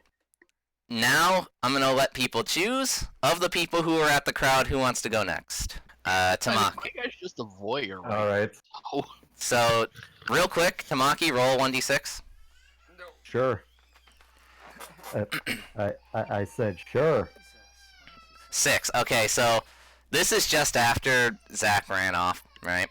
And she's like, Okay. well, that was fun. And like, so, and then she's like, oh, I should probably stash my condor somewhere. And like, and so like, she wants to like, she goes to like give it to one of her bandmates to hold, because she doesn't, because she's too busy holding all this money, you know. So As she does. All the Yeah. control, all the power, all the money. Yeah. Place for Condor. but as she goes to hand it, she notices something's weird about the stuffed condor she got. Like one eye of it is a button, and the other eye of it is this glass thing. And she's just like, huh, well that's a weird artistic choice. Huh, okay. And so, do you want to leave it in the condor? Do you want to take it? Like, what do you want to do about this? Well, I don't want to take out one of its eyeballs. That just sounds inhumane. Got a point. so I'm just gonna leave it there. Like, what did the condor ever do? yeah, fair enough. So thing is, none of the bandits are like, "Ah, we came all this way to party with you and spend your money, and you're just gonna make us carry things for you? How could you do that? I literally said I would buy anything as long as you can carry stuff for me. I know, and do you not realize how hard that is for us? We're sacrificing a lot here. You're right. I don't realize. so okay, I'm gonna roll for them. 4. Okay, so the first girl you Tamaki motioned to, she's like, fine, but you owe me briskets for this, and just grabs the condor, and she looks at it and she's like, why would you want this gaudy thing anyway? And like, actually, you know what would make it better? And she flicks the gem like clean off the frickin' condor. And and I'm gonna roll real quick. 6. Okay, she flicks it like frickin' like anime dead shot, like straight in a straight ass line, and it just bap, like hits Tamaki like right in the like the neck bone almost, like it doesn't Ow. it doesn't really hurt or anything, but like it definitely gets her to react, and she's like, "Geez, what?" like, so I ask you to do one thing. You break my toy. You'll be lucky if I buy you anything. and so now that one, and like the other girl's like, "Ooh," and then she's just the one girl who flicked the crystal at, he's just kind of being pouty, and so now Tamaki's just kind of holding on to the gem in her hand, just like whatever, and so then one of the girls like, let's go play another game. How about that, guys? Actually, I'm going to motion over to like where Rose and Narples are. And I'm going like, I overheard them talking about food, and I'm feeling kind of hungry. I kind of want to see where they're going. All right, and so I'm gonna roll real quick. Nadia heard that crystal clear. Like she actually saw the whole sequence. It wasn't very hard because they were like 6 feet away. So she's like, "Oh, more friends. The more the merrier. Come on. You look cool. What do you say, Rosie? I think the more the merrier." Sure, we can bring them along. Okay, so Narples, what do you have to say about all this? Yeah, I mean, whatever. It's not like we're gonna run out of food on this carnival. And we'll go together. Right. Okay, so Narples, roll 1d6 real quick for me. Okay, so as Narples is like, "Oh yeah, cool," and she like looks over at Tamaki, and Narples notices that Tamaki's wearing a very distinctive outfit, one that a singer might wear, possibly. So, whatever you decide to do with that information. I remember, I remember there was going to be somebody on this concert. Can you refresh my memory, because I lost my flyer about who's going to be performing today. Well, what do you say to that, Tamaki? I say, for some reason, like Nico's audio is like almost dead quiet for me. I'm sorry, I changed things a little bit. I'm asking, do you know what bands are performing today? I seem to have lost a flyer. Um, Alright, so Oh. roll 1d6, Tamaki. sure. One! And she's just like, "Crap, dude, I don't know." Who knows, man? She's like, "Ow." Like, she's like, and I mean, it's up to you if you want to brag about your band or not. I'm just saying. But I'll just be like, well, I don't know about any of the other entertainments, but me and the girls here are gonna play. Really? Oh, that's cool. I was actually going to attend myself. Hmm. Well, I was a last minute addition, so you won't find me on the schedule. okay.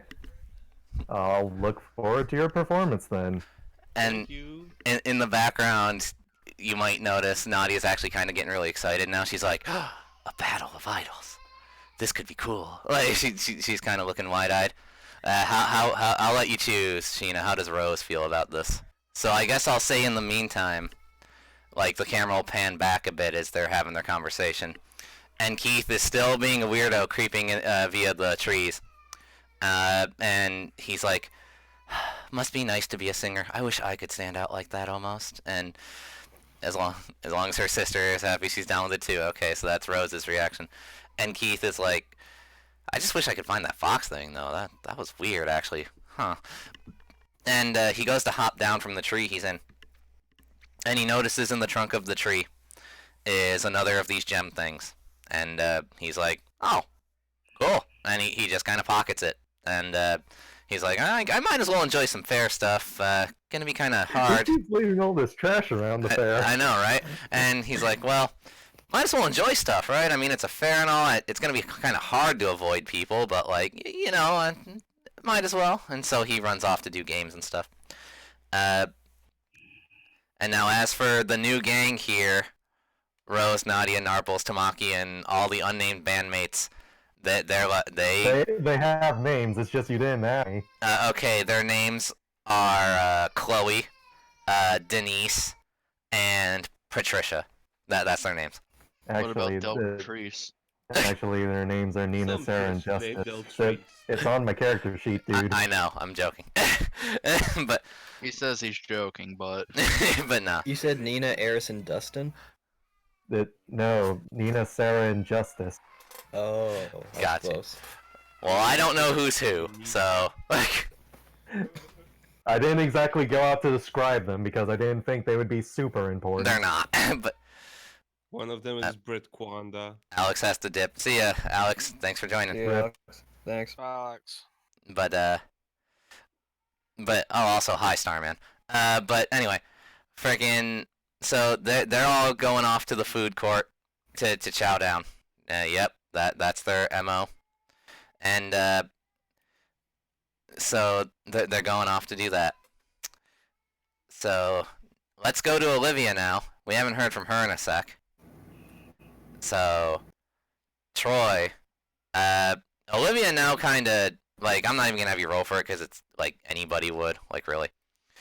Olivia just kind of notices like, dang, I now no one's here. Like, so what's she gonna do in this situation? She's happy that she, had a delicious drink, but now she's sad that, everyone has left and, she can't make friends with anyone because that's, why she went. You can't make friends if there's not friends to be made. Yeah. She decided to look around the fair and see if there's anyone that, she could talk to.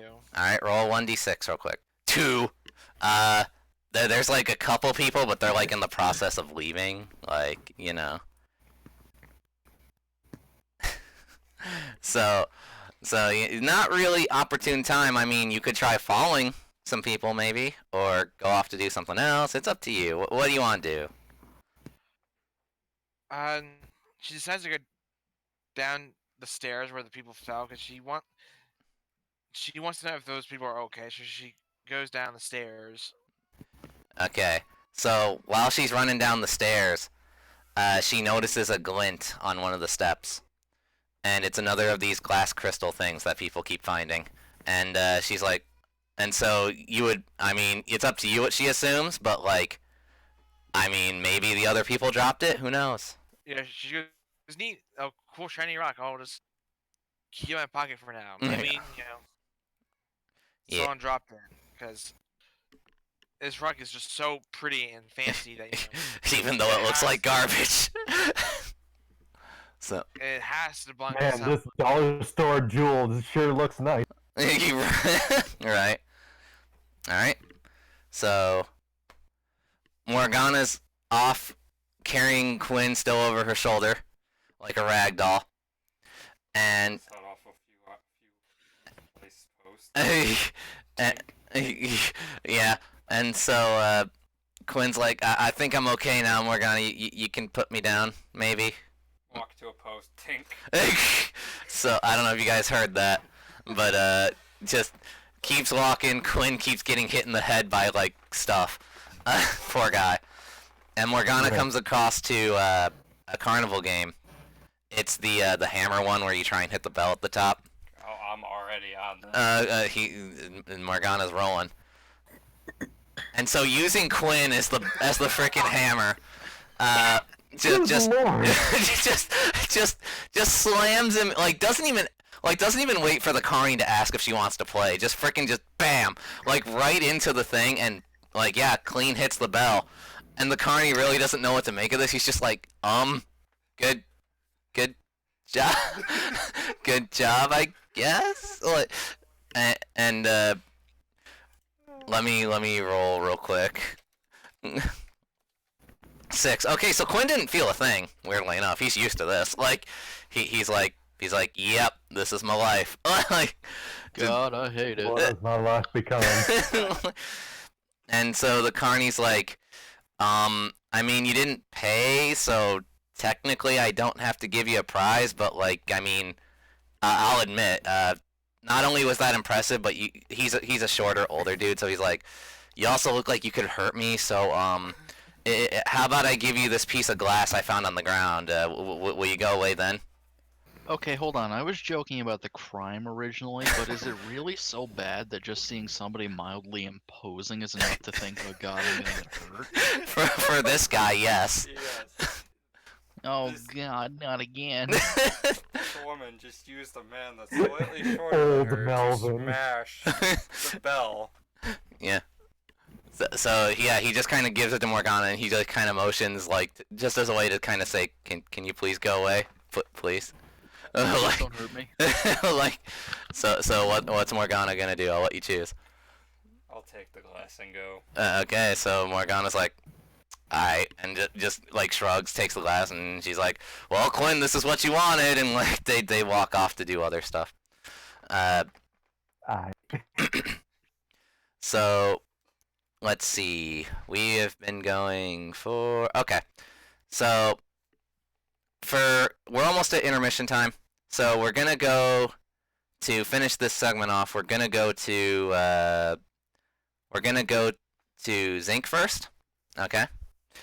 And Oh, okay. and where is Zinc right now? Like he's been wandering around this carnival. Oh, he's in the woods, Still just staring at people. pretty much. Okay, so I roll. mean, you expect a lot from this guy. I know, right?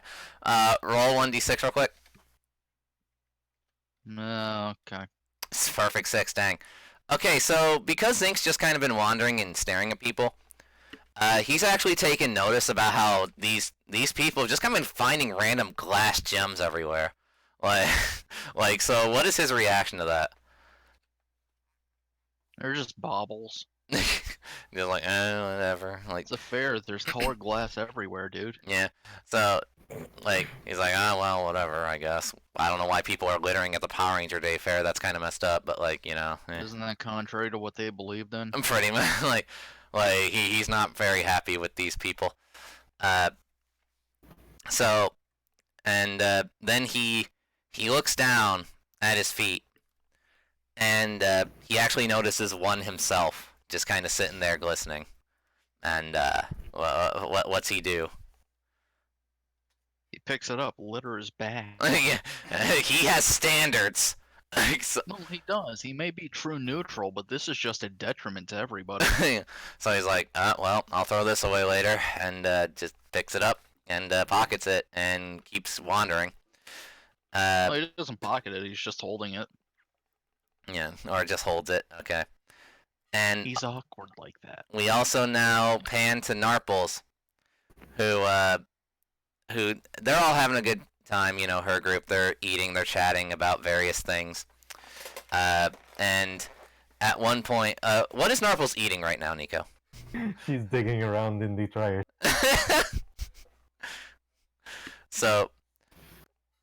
So you're all eating. Whatever Narples is eating cables. You know what? To go with to kind of connect that, she's eating spaghetti. Let's go with that. She's eating spaghetti because, you know, long strands of noodles, cables, similar enough. Can you do that at public fair? I know, right? If you work hard enough. Like, so, and she's like, oh yeah, you know, having a good time. She goes to take a bite, and she kind of like ow, like something hurts her teeth, and yeah, and it's another glass gem thing. Tamaki and Rose both roll 1d6, please. Rose, you immediately notice that this jewel looks kind of an awful lot like the one that was inside the frickin' drink you had. Meanwhile, Tamaki, like, you notice, like, what happened, but you kind of don't connect it that these two things might be related, maybe. You're just kind of like, huh, well, that sucks. Like, yeah. Who keeps misplacing all this glass? Right, like, Sounds dangerous. right, like some fair, right? Like, geez, like, who does that? I mean, real. I guess that's what I get for going to some podunk town. Right, in the middle of nowhere. Yep. So, now to finish this off, and yes, this will be the finishing scene before the intermission. Rye. Okay. Mhm. What is? I take it Rye's been wandering around looking at stuff. Would you say that's fair? Yeah. Okay, so yeah, he's running around. He comes across Olivia, and Yes. and because they're in direct line, so why not? And Human interaction. yeah, so both of you roll 1d6, Olivia and Rye. Okay.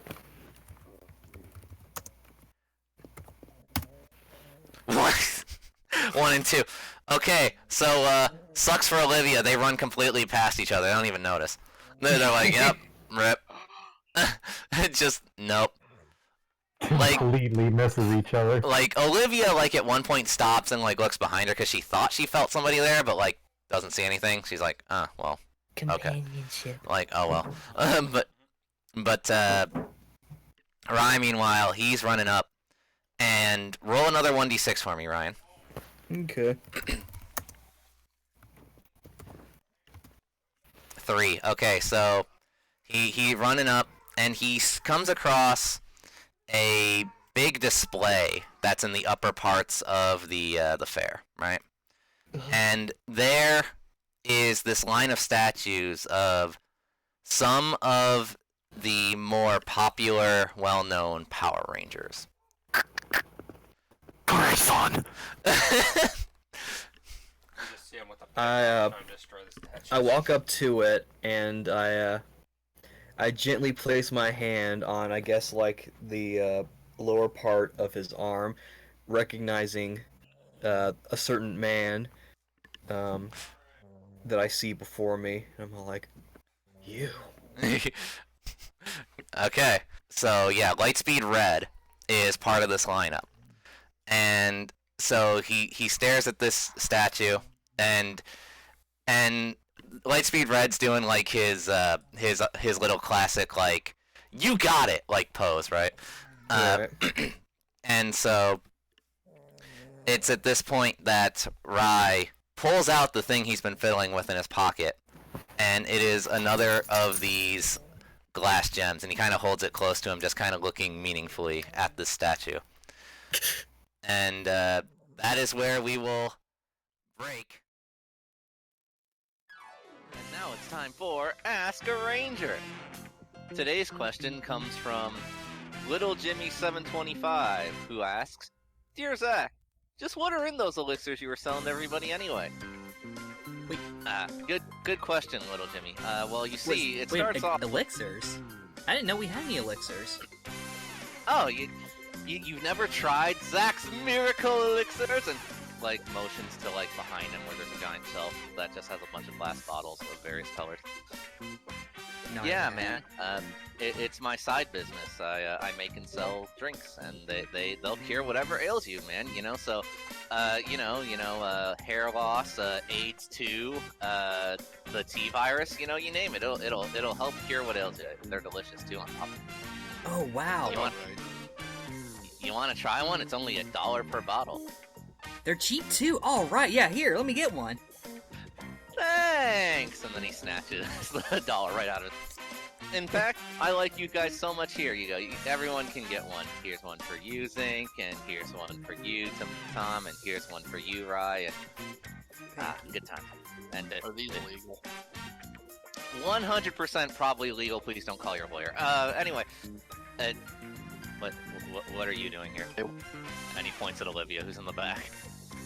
Oh, I was, just walking around, outside, and I was walking in this alley, and I sneezed up against this building, and after I sneezed, this doorway just opened automatically.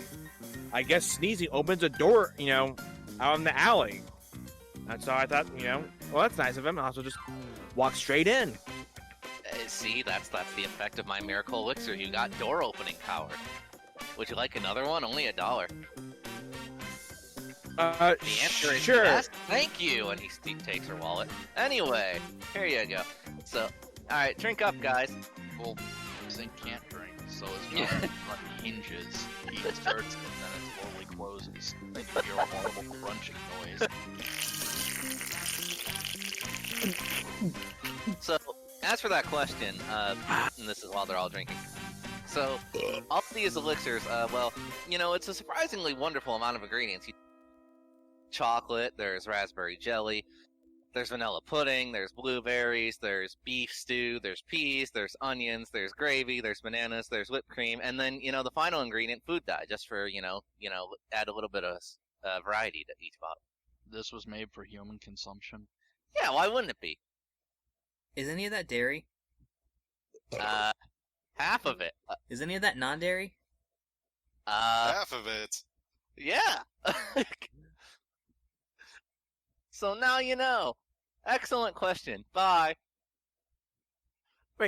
So, what's in this one I have? Oh, that's a sleeping potion. Real? And that's all the time we have today. Bye, everybody. Now, it's a bit later in the day. It's not like nighttime. It's more like mid-afternoon-ish. Yeah. It's more like an hour or so past. 3 p.m. Goat and her mom debuted. 3 people threw up. You know, close enough. So, everyone has gathered around the concert hall. Because now it's time for the big show with all the idols and, you know, fireworks and presentations and stuff like that. Yeah, you know, big day. Big day. I didn't. Everyone's all gathered around, having fun, having a blast, doing their thing. Some people are, you know, staying out of eyesight. Like, even Warren was given a break. Like, he was like, enjoy the festivities, Warren. You didn't earn it, but I am totally a good boss, and therefore you should completely enjoy this. So, you know, I'm sure Warren appreciates that. You know, maybe he did drink one of Zach's drinks, and that just kind of gave him brain damage. He only break his idol waifu crap and joy. I mean, kinda. So, I could cut his brakes and make it look like an accident. He's So- right, you know. so now, He didn't move. no, he's watching from a I'm doing this for convenience, okay? Please. Now, Listen, you talk convenience, but Zinc wouldn't be over there. well, he's gonna be off in the distance, so close enough, okay? Like, you know what? Fine, but no. You have the ability to take away his control of the token. No, I'm not gonna be that mean. Anyway, so yeah, everyone's kind of gathered. Some are hiding, you know, Zach, because he doesn't want to get caught by security, you know, stuff like that. Keith, because he a shy boy. He hasn't really talked to anybody. So, Are you bugging? now, a guy comes up on stage. He looks like a kind of an important bigwig. He just like some dude in a monkey suit, you know, whatever. And he's just like, he's speaking to the crowd. Ladies and gentlemen, boys and girls, animal people, aliens, as long as you're not a mutant, you're fine. Now, thank you all for joining us today on the second annual Power Ranger Day ever done. The first one being done by our distant neighbors, Angel Grove, many years ago. We decided to bring this festivity back in honor of our heroes, the Power Rangers. And some people in the audience clap, other people don't. You know, how do you all react? I'll let you choose. Polite golf clap. It's just like, okay, clap, clap, clap. I'm looking for the woman who's clearly booing. Olivia goes into peer pressure and claps along with everyone. Olivia's like, I have no idea what a Power Ranger is, but you know, okay, clap. I'm all like, whoa! It's a controlled woo, but I don't know about you, but I'm still enjoying this Pink Ranger pop. Guys, you won't believe it. Rose over there, she ate like 10 topsicles. Jesus. Wow, at once? Yeah, and she could still sing the national anthem. Oh, God, patriotism like that. So, he's like, yes, thank you, thank you. Unfortunately, none of them could join us for this festivity today, as they are superheroes. kind of elusive. We couldn't get in touch with any of them. Not even the government ones. Like, he actually says that. Like, And there's a dissident voice. Yeah, it's not like they're just opposed to commercialism or anything. like, security, take care of that man. Anyway, however, we hope you all enjoy this. Regardless, we have music, we have fireworks, we have everything you need. So without further ado, and then I'm gonna roll something here. 6. Oh, geez. Okay. He gets interrupted, and he's like, well, not interrupted, but he's like, let's start with our opening act, and before he can read the name, Narples jumps up on stage, and, like, just pushing him out of the way.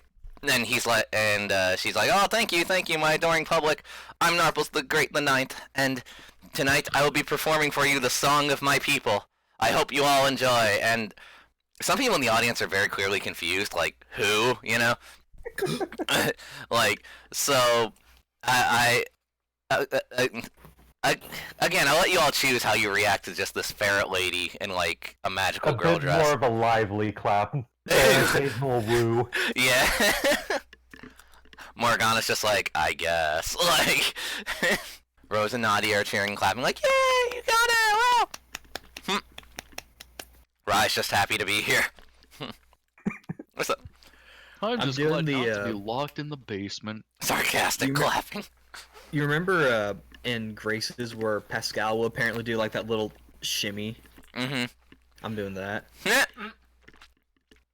Okay. So, yeah, she jumps up, and now I'm gonna roll this.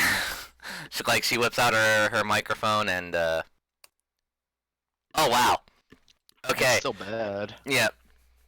So, she starts singing, and in post I'll edit in, like, this really weirdo song that I get from Nico. But you're not sure if it even qualifies as music. But, like, you hear this noise just kind of, like, emit from her, right? And, like, everyone, you're just kind of like, it's not the worst thing I've heard in my life. Like, you know? No, it's pretty close. Like, so, is this the Fable Brown note? get a job! Dang, Morgana is me. Dang. I'm surprised she has the, what would you call it? Willpower? Right. To just adhere to that. Just take that right in the face and still scream back. Right. So, and by the way, this is not a quiet song. This is loud. It emits through, like, everything. Like You're the whole piercingly bad. Like the whole festival can hear this crap. And like I wasn't kidding about the death metal shrieking. So as she continues to go on, by the way, Nadia is like the only one who's unironically like, yeah, you go. Like, so okay. So the stagehand guy from earlier is like, wait a minute, what the heck are you doing? And like interrupts her mid-song, and she's like, uh-oh. And he's like, hey, stop, get out of here. Like, basically stuff goes on. She's like, thank you all, good night, I hope you enjoyed. And like, kind of like tries to disappear into the crowd. And so that goes, the head of the freaking event comes back up and he's like, well, I guess that was our first act. I hope you all liked it. It was certainly unique. It Yes. had soul. Zing in the background just nodding like, you know, I get it. Music is terrible, but there was at least passion. So, next up, some random girl comes up and hops on stage. And it pans over to Narples again, who looks back, who is now hiding in the crowd, successfully, mind you. And she's like, she shoots this, like, look, she's like, as if to say, like, you. And it's some random chick who looks like your stereotypical perfect idol lady, like long blonde hair, thin frame, all that jazz, right? And she's like, hello, I am Catherine Andrews. Savez-vous chez tout? Oh, I'm sorry, you don't speak French, do you? And I am here to perform my greatest song ever. I'm much better than some animalistic brute who apparently was not even on the list. But I assure you, you will have a great time with this next number. And so, again, like not even really not even really waiting for a cue to start or anything. She just kind of goes for it. And let's roll this. And she sings. And it actually sounds like English. We'll definitely give her that. And it sounds kind of like the most like cliche, generic like pop song you've ever heard in your life. Kinda. Meaning the crowd loves it. Pretty much. Like a lot of the people in the crowd are like going crazy. But like all of you guys are like, I mean, it's music technically. Like, No, you see a crack forming on Zink's metal face. Just a soulless. Like, so, meanwhile, Narples is not having this crap. She's like, boo, and like throws a tomato at Catherine Andrew. Where'd she get a tomato? and let me roll real quick. Catherine Andrews takes it right in the face. And she's like, ah, what the heck? And then let me roll something else real quick. 5. Oh, Jesus. Okay. Everyone died. No, so Zach, because he notices there's still security rolling around at the speed of sound, he just yells out into the crowd, food fight! And like people actually start friggin' chucking food off the food stands at each other. It is chaos up in here. Why? Like, so yeah, he uses the chaos to slink back.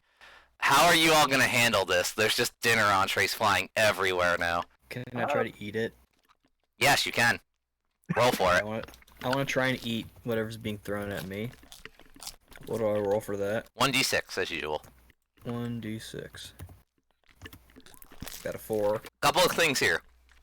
Alright, so you got a 4, so you see like a plate of spaghetti just flying right at you, right? Yeah. And instead of like reaching out to grab it or dodge or something, Rye just kind of opens his mouth and he takes the plate right to the face, but I mean, he still gets to munch on it. I mean, like there's sauce all over his head and like noodles kind of fall to the ground, but like he got a good munch. Like, he was like, all right. Like, But he did it. Yeah. I got me a snack. Morgana picks up Quinn and uses the poor guy as a shield. Like, I'm just gonna let that roll. You know, I'm just gonna let that This happen. is animal abuse. So, how about the rest of you? Do you have any reaction, or are you just kind of like, what is this? I already reacted. Zink left. Warren drops to the floor and rolls underneath one of the bed. Yeah, I'm just gonna duck under one of the tables, be like, I spent like hours on my hair and makeup, and I kind of don't want that messed up already, so.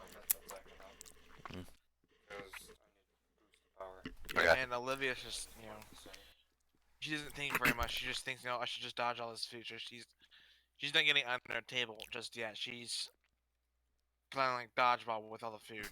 All right, Troy, roll 1d6 for me. Roll for athletics. 6. Okay, so Olivia is like matrix dodging all this food. Like she's just like, yeah, like whoosh, like it's just whizzing past her. No. Like just she's good, man. She so like friggin' yeah, no nothing's touching her. She's a-okay. Like so yeah, she's fine. Narples too just kind of ducks under the table. Keith being in the trees, he's not really, you know, worried. He's fine. And so that said, the food flies everywhere. And as such, everyone sort of ends up in the grouping. I kind of have them on the map right now, right? All in a line. Sort of all in a line like this. Rough representation. Yeah. And, where the heck did Zinx... Oh, way over there. Okay. I told you he walked away when the food fight started. Yeah, but like that far. Yes! Okay.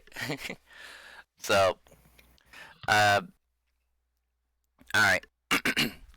So yeah, things going down. But then, you know, security's like trying to keep it under control. However, in the midst of this, people are clearly having a good time. And Rye, I want you to roll a 1d6 for me real quick. Okay. Okay. So, here's the thing. This concert's also kind of, because it's used as like a set piece. Mhm. This concert hall also has that line of ranger statues near it, right? And Rye, from, he's just doing his best to munch on free food. As he's looking around, he sees people purposely throwing food at that statue of Carter.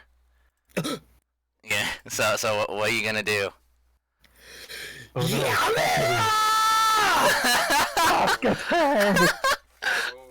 Dang!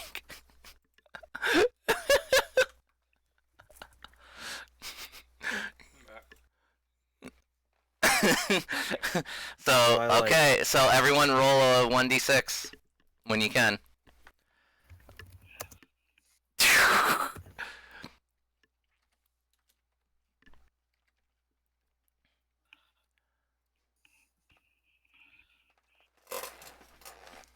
I'm pretty sure I don't have to roll, right? No, you do. Jeez, this is a really bad scream. I know, right? Okay, so everyone who rolled the upper half number, you definitely heard that scream, and you look to see who the fucking guy is who's like ruining the fun. And everyone who rolled the lower half, so 1 through 3, like you kind of hear it, but like you over the chaos, not really. So you're not really concerned about it. So you've got a good. I will say though that the majority of like the crowd that was flinging stuff, that they had definitely heard Rye, and most attention's on him now. So now there's definitely a silence. Rye, what are you gonna do in this situation? I am not pleased. I want to march over to the Carter statue and get people to stop throwing stuff. People throw food. I was going to say, like. All right, so you march over to the statue. What do you have to say to this crowd who's looking at you? I say, "What do you think you're doing? Do you know who this is?" And No. And I'm gonna roll. 4. Alright, so one no one's really speaking out, but one smart aleck in the crowd, he calls out like, "Yeah, it's freaking the lame Red Ranger from Lightspeed Rescue, who cares?" What did you say? I said who cares? Let me tell you something. This man... Wait, do I know this? I forget if I actually... You do, yes. I do. This man saved my life. He deserves your utmost respect for saving a human life. It may have just been one, but you know what? It mattered to me. So I appreciate it if you maybe stop throwing your garbage at him. 3. And the guy immediately goes, "You know what, you're right, I'll throw it at you instead," and immediately throws it at Rye. So roll a 1d6. Okay, so... Alright, so... Ryan catches the food out of the air and whips it back at him, Kiryu style. Exactly. Like, he does almost like a Tidus style, like, frickin' air flip, like, just snatching the plate of whatever, and just whips it back like it Mach 2 straight at the dude's head. So yeah, that guy's, like, done. Like, and a lot of people in the crowd are now like, "Whoa, dude." So, Rye, I'll just say you noticed this, okay? Okay. You see, like, the crowd kind of looking up, right? Like, above you, as if they're looking at the statue. So how does Rye feel about himself right now?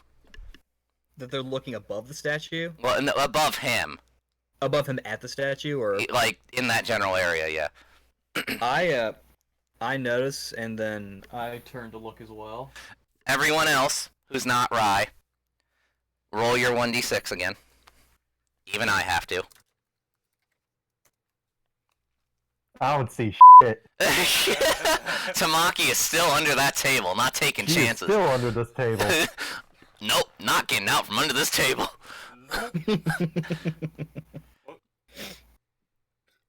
Okay, so yet again, upper half, lower half. lower half, you're not really concerned with the crowd. You're just kind of making sure you're not getting involved, really, right? You're just kind of like, all right, whatever. So Zinc, Zach, and then one other person, I think.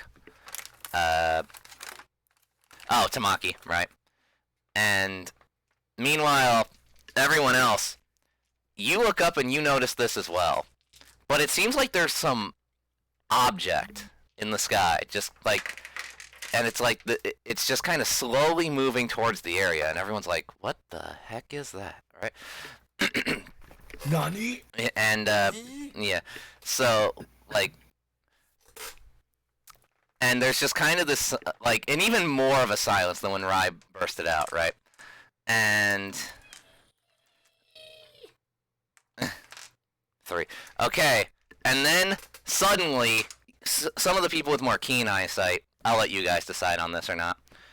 You see that from this distant object that's like getting closer, you see like what appears to be like black droplets like coming down from it, right?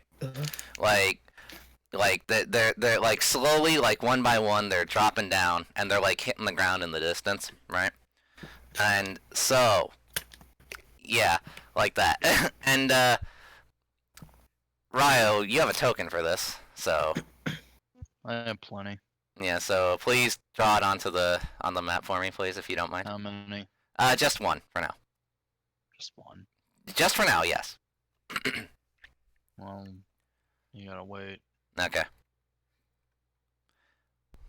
So he's setting this up. People in the stream will notice that he's setting this up. So I'll continue describing the scene as it's happening.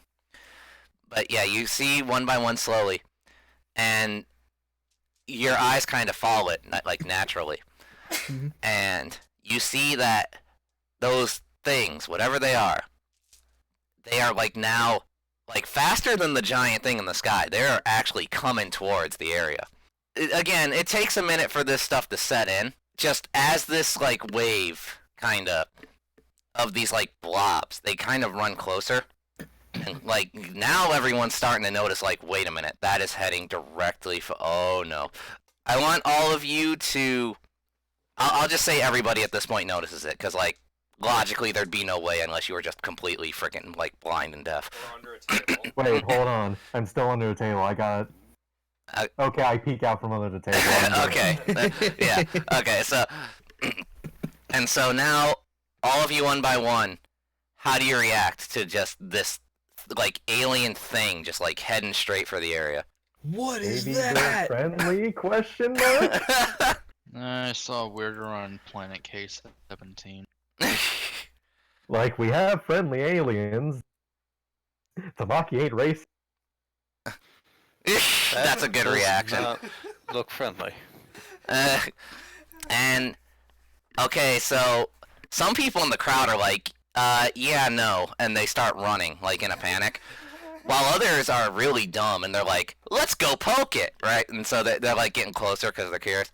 Now, one guy, and this is the same dude who was purposely defacing the Carter statue and also tried to, like, throw it at Rai. He's back from unconsciousness. And he's like, yeah, whatever, I'll show you, you kid with your dumb red hair. Watch this. And he, like, runs forward to meet these things. Right? And he goes up to it and he's like, yeah, whatever, there's nothing to worry about. It's like probably just more alien. And then like the black goop, because now you guys can get a pretty clear look at it. It like real quick latches onto his hand and he's like, what in the world? And it just like starts like What in tarnation? yeah, it starts pulling him in and he's like, oh my god, help, oh my god. And This is ignoring the point where it starts to creep into his mouth too. Kinda. Oh no, And- it's gonna turn into Venom. And it literally engulfs him, and like just like, you know, his scream is cut off and there's like nothing left. And while it's busy, for less of a better word, eating him, there are more now that are like swarming forward, like going past it. So like, now what do you guys think of these things? Okay, scratch the whole maybe they're friendly thing. They need to work on their manners before we like give them more welcome. So yeah, what do you guys think? What do you guys do? There's a wave of these of this black mass just coming straight for you. One sentence. That's it. I'm leaving. Zink's like, yeah, I'm out, and just starts walking off. Hey, I'm unarmed. Let the police deal with this. Yeah. So Rose is like, oh my god, guys, we need to run, and Narples is like, you don't gotta tell me twice, and starts to run ahead, right? Just leaving her two new girl pals behind. She's not taking any chances. Same with Zach. He's like, man, I have to deal with so much today. No, we're gone, and he scurries too. And Keith, he's kind of almost morbidly curious. He's kind of still sitting in the trees, like what in the world? He's just kind of trying to get to the bottom of it, right? I've seen this kind of stuff on the internet. Yeah, he's like, whoa, because foxes, even though they're dogs, he's channeling a cat right now. He's like, what could this be? Just staring at it. And that's my fetish. Oh no. Quinn, meanwhile, is because Morgana turns and tells Quinn to run, and he's like, well, what about you? Friggin', we gotta go together. Let's go. We can't just stay here. So Warren grabs his toolbox from under his seat. He just kind of drags it out and puts it on the bench, opens it up, and he gets out his biggest wrench. Oh, he's gearing up. Okay. Biggest wrench. So Don't what? envy your odds. What does but you go Morgana? fix it. What does Morgana have to say to Quinn? Give me a second. Okay. Power drill. I'm sticking behind as well. Rai decides now. If he's standing there, how is he standing there? Is he trying to stand brave, or is he doing the Shinji thing where he's like, I can't run away, I can't run away, I can't run away? All right. And then Kind he of ends mix- with, I'm the worst. Kind of a mix of both, I guess. He's sort of standing firm, but he is pretty nervous. Okay. So, and Tamaki, what? I think you might already said, but what'd you say you were gonna do on this? I'm just kind of observing the situation right now, and if I'm just kind of I'm gonna wait until the danger's more immediate before I do anything. Gotcha. Okay. How about you, Olivia? What's your plan of action? She doesn't want to fight them. She's more of a talker than a fighter, Sorry, no talking. and so she backs away from the monsters, hoping that she doesn't have to fight them. Yeah, she's just kind of slowly creeping away. And are you ready? Yeah, sure. Okay. I'll just start pushing Quinn Nah. back. Okay, so Morgana is just like, no, you need to run. I got this. And, just kind of pushes him away, and Quinn's like... And Quinn, he looks concerned, but, he's just kind of like, well, alright, if you're sure. And he, books it, man. He doesn't take a second chance. He's like, bye. Oh, you hit me with a bunch of plates, so... he's like, yeah, later. So we have a few people standing firm. Everyone else has booked it pretty hard. Now, I am going to... Okay, Warren. The goop monster in the lead is going right for you, okay? He, coming literally straight at you, slithering along the ground. That one? Yes. And, there's only one. well, there's a whole wave, but I'm not plastering the whole screen full of these things. So, don't worry about it. So... There's one that's consumed the human. Just worry about that one. Yeah, so it's not it's definitely gained mass. It's almost the size of a person now. It's this big jiggly blob just kind of coming straight at you. What are you gonna do about it? He's gonna take up a stance like he's about to swing a baseball bat, just readying to swing with his wrench. And it's just gonna come and you're just gonna swing right at it once it gets close enough, I take it? Yep. Okay, you take your swing. Yes, this is an auto situation, because Wise and I did discuss this. So Warren, rears back, like with all his might, just swings right at this blob, whatever it is. And to his surprise, the monster really does not flinch. It just kind of gets the wrench stuck in it and just kind of slowly starts to eat it. Oh. Warren lets go and backs up. Just like, this 6'3", broad, brawny man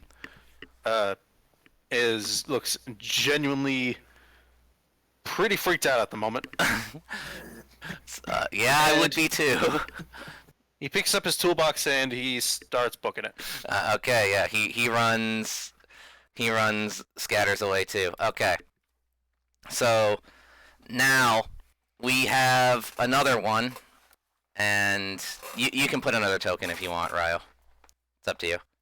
Nah. The thing I wanted to do. Oh, you have a thing you want to do? There. Oh, okay. So this one now is coming at let's see, eeny meeny miny Rye. It's now headed for Rye. It actually kind of like, it doesn't eat him, but it like stretches over the Carter statue and is like slithering down from above at him, like this weird freaking slime beast, like just trying to like get at him. So what's Rye gonna do about this? So I'm gonna go over there and try to, like, let's see, like, is there like a plate or something nearby? I mean, logically there should be, but since this is D&D, I'm gonna have you roll it. Roll 1d6. Alrighty. I'll just make this. I'll make the success really freaking low. Okay, yeah. So, he's kind of like panicked. So he only notices like a nearby like paper plate. So he just kind of grabs it and rolls it up at the ready. Yeah. And I take it you want to go and stab it or something. Yeah, like kind of like start whacking it with the paper plate rolled up. Hey Stan, remember when I said I was waiting until the danger's more immediate? Yeah. I think it's more immediate, so can I take my held action? Sure. Alright, I'm gonna run over and fucking grab Ryan and be like, don't do it, kid. Okay, so, like... Carter! Like, I Rye... don't care. I heard that he saved your life. Don't go throwing it away. And, you know, that's touching. Great moment, guys, but, you know, that blob monster's about, like, oh, I don't know, maybe 4 inches from both your faces now, so, Yeah, he can try to resist if he wants. I'm full on grab his arm and I'm running, like, in the opposite direction of this blob. I feel like if this were an anime, it would be, the part where it would be like, after Tamaki is like, don't go throwing it away, it'd be like that scene where, like, it has the close-up on my face and, like, the eyes are flickering. Oh, yeah. Definitely. So, do you resist Rye, or are you just like, okay, and you, like, go with him? I begrudgingly stay behind and, like, you know, grit my teeth. So Tamaki, are you gonna keep trying to pull him along, or are you just gonna be like, all right, screw it, your funeral? And I'm gonna try to strong arm him at this point. Like, no, you have got to go. So Morgana is right next to you, so she's obviously gonna take notice. Morgana, roll 1d6. +1. Do +1. I was about to say. No, Yeah, because you have a strength check bonus, so do that. All right, natural. Okay, so Morgana's like, yeah, great stuff, guys. We don't got time for this though. Like, you don't even know who this chick is. Well, Rye might recognize her, but yeah, like this burly Amazon woman just kind of runs up, almost like shoulder checks both of you while sweeping you both in her big broad arms, and just like grabs you and like starts running like in another direction. Like, nope, we're gone. Now the ones lagging behind are Nadia and Rose, because they got separated. Nadia's panicking, and Nadia's like, "Oh my God, what are we gonna do? What are we gonna do? What are we gonna do?" Like, and she is freaking out, like trying to hold on to her sister for dear life, pretty much. We're gonna run, that's what, and then grab her by the arm and start running. Okay, so let me roll something here. 1. Okay, so she's like, okay, and like she's kind of dragging behind Rose a little bit, because you know she's scared, but like she is still running like as good as she can. All right, Olivia, roll for me. Perfect 6. Okay, so Olivia notices the two sisters like hightailing it, and there is this there's this goop monster just like right behind them, like doing its best to like catch up and probably eat them. What are you? Do you want to do anything, or are you just like, nah, that's their problem. I'm out. Like, No, I go. Olivia goes helps these sisters, and hoping that they'll become her friend after she, hopefully saves them. all right. So Olivia, you run in to be a hero. You run up and what do you say to these two who are panicking? Hey, you two. A path that get us away from the monster. Alternatively, come with me if you want to live. And Nadia, she's like, "Oh wow, thank you. I saw you in the crowd. Please." And she kind of looks behind her and sees that the thing is gaining on you. 6. Okay. So without really skipping a beat, she's like, I don't know who you are, but please, can you just take my sister to safety? And like she just kind of pushes herself away. And from Rose, right? And so what's your response there, Olivia? Please be safe. Don't get eaten by the monster. I'll try to keep your sister safe. Thank you so much. And so, she intends to make herself a distraction pretty much, and she like runs the opposite way of you two. Rose here, I don't know if she'll take that, laying down or whatever. So, Wouldn't. Yeah, exactly. So, I think Sheena will forgive us if we take control for just this quick sec, because she got up. So, I'm going to have Rose roll real quick. Perfect 6. Okay, so Rose is like, no, what? That's dumb. And, like, she breaks away from Olivia's grip. And then both of you hear a scream behind you, right? And you see that while technically, being a distraction worked, Nadia didn't make it very far. The black goop has like got a hold of like her hand, and she's like doing her best to like try and break away, but it's like slowly creeping up, like very slowly. So I'm gonna have Rose roll here because she would obviously act first. 3. Okay, so she immediately leaps forward, grabs Nadia's other arm. Hold on, What? you're forgetting her passive bonus. Which one is that? This is a martial move, right? Technically, yeah. I guess you can interpret it that way. So, okay, +1, that'd make it a 4. No, it's plus 1d6. Oh, true. So, let's do 2d6. 8. Okay, cool. So, she immediately leaps forward and grabs Nadia's other arm and starts pulling. And she's doing pretty dang good. She manages to, just in time, rip it away from the blob. And then she and Nadia just kind of hightail it past Olivia, and she's like, "Yeah, thanks for the help, but like we're out of here." And so they just keep going. Olivia, it's up to you if you want to stay behind or just kind of run too. No, I run as well. Yeah. Okay. So people have split up now.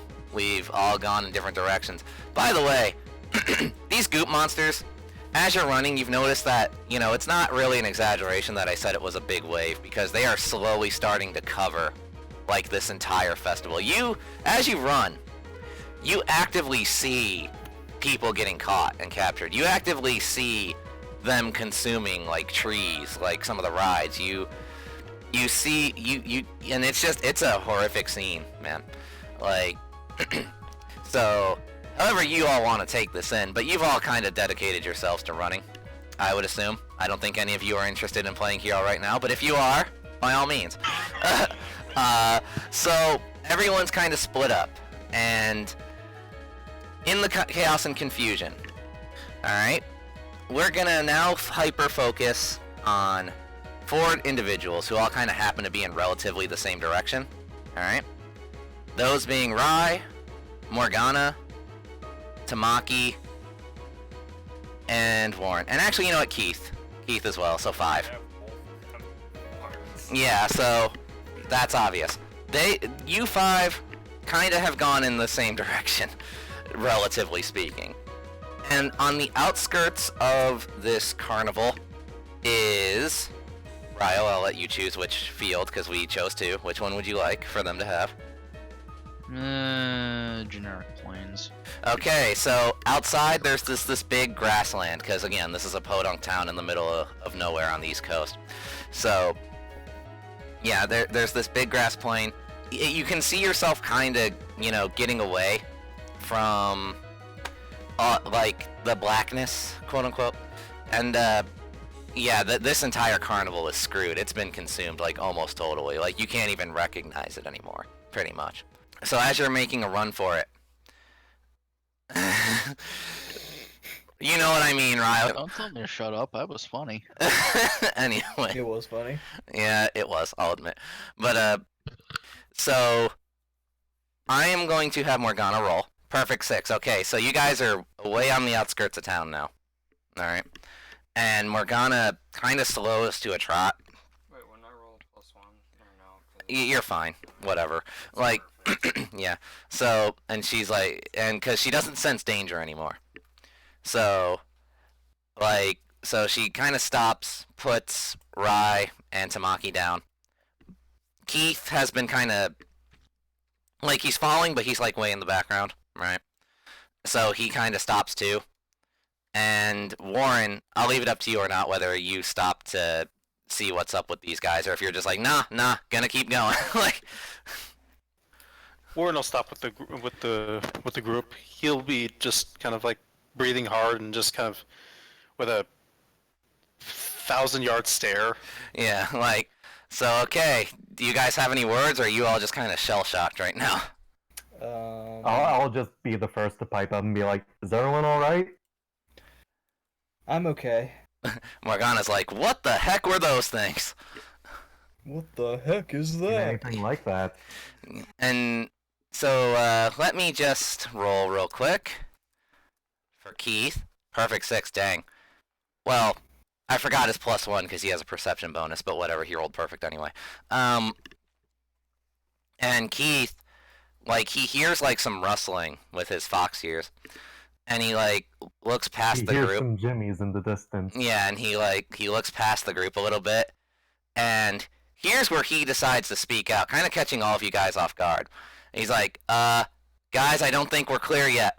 And you all look over, and you hear, like, the sound of fighting. And you look in the distance, and I want you four to all roll 1d6 for me. Morgana doesn't see crap. Like, I don't hear nothing. okay.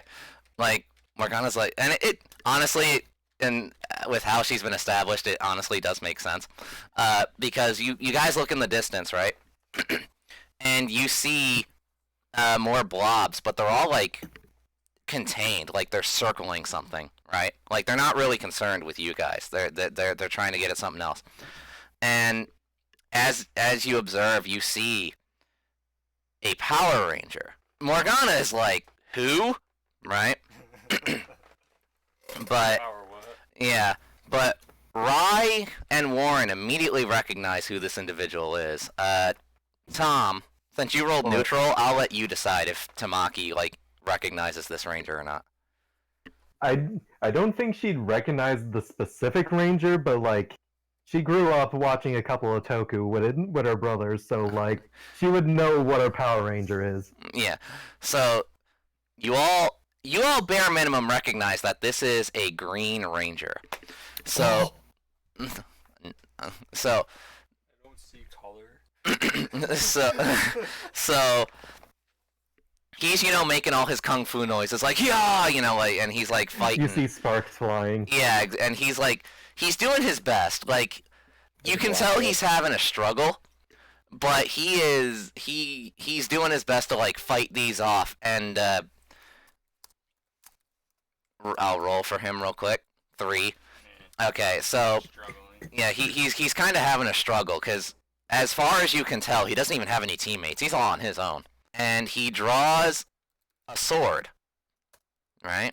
And all right. And he starts slashing away, and it's doing pretty good damage actually. But it creates an opening, and he sees you, you 5, and he's like, "You guys got to get out of here, get to safety." And so So what are you all gonna do? No, let me help you. So Rye's gonna like run in to try and help. Yeah. What did I just tell you? I say as he runs off. I got. Warren swears and like doesn't run, but like trots. Like nervously Angrily runs forward. stomps. Just slapped. All right, roll 1d6. I just slaps and sends him. I didn't say I was slapping him. Like, There's a difference. Physically. Keith, meanwhile, is like he instantly takes the advice. He's like, "Good plan," and like books it the other way. So Warren says, "Sorry." Warren says, "Don't fight them. Try to get him some space. Draw him away." like, And he starts like hollering and whistling and like going like saying, "Yo, over here." and okay, roll a 1d6 for me, Warren, real quick. 4. Okay, so you definitely like the blob monsters, like they pause for a sec, and if they even had faces, they would like turn to face Warren, right? They'd be like, "What?" And like, and they kind of, you see them like kind of shift, but like again, they don't have faces, so it's like kind of hard to tell if they're actually like targeting you or not.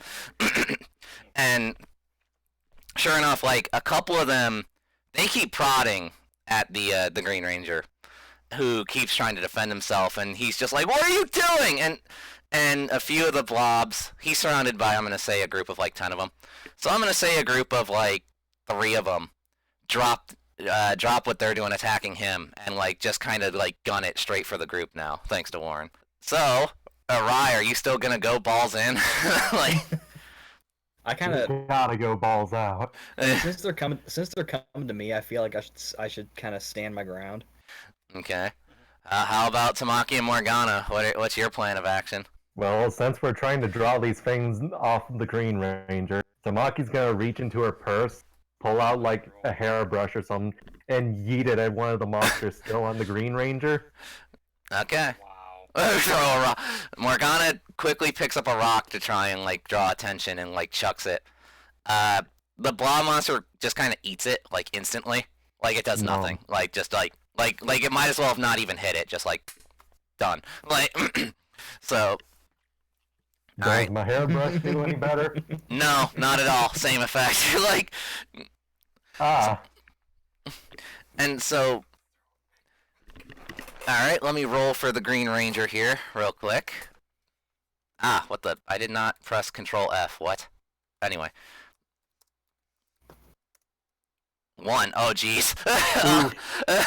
So, because he's distracted, as well, because of how, you called out and he told you to go away, he actually takes a few strikes to the back, and, he's like, "Oh, what the," and, like, yeah, he's starting to get overpowered, and, like, he's still on his feet, but you can tell he's struggling, and he's like, "I told you all to get out of here," and so, he then, like, he does, like, a kung fu pose, and he, like, powers up his sword, right? And oh, jeez, not having any and luck. then it powers down immediately after.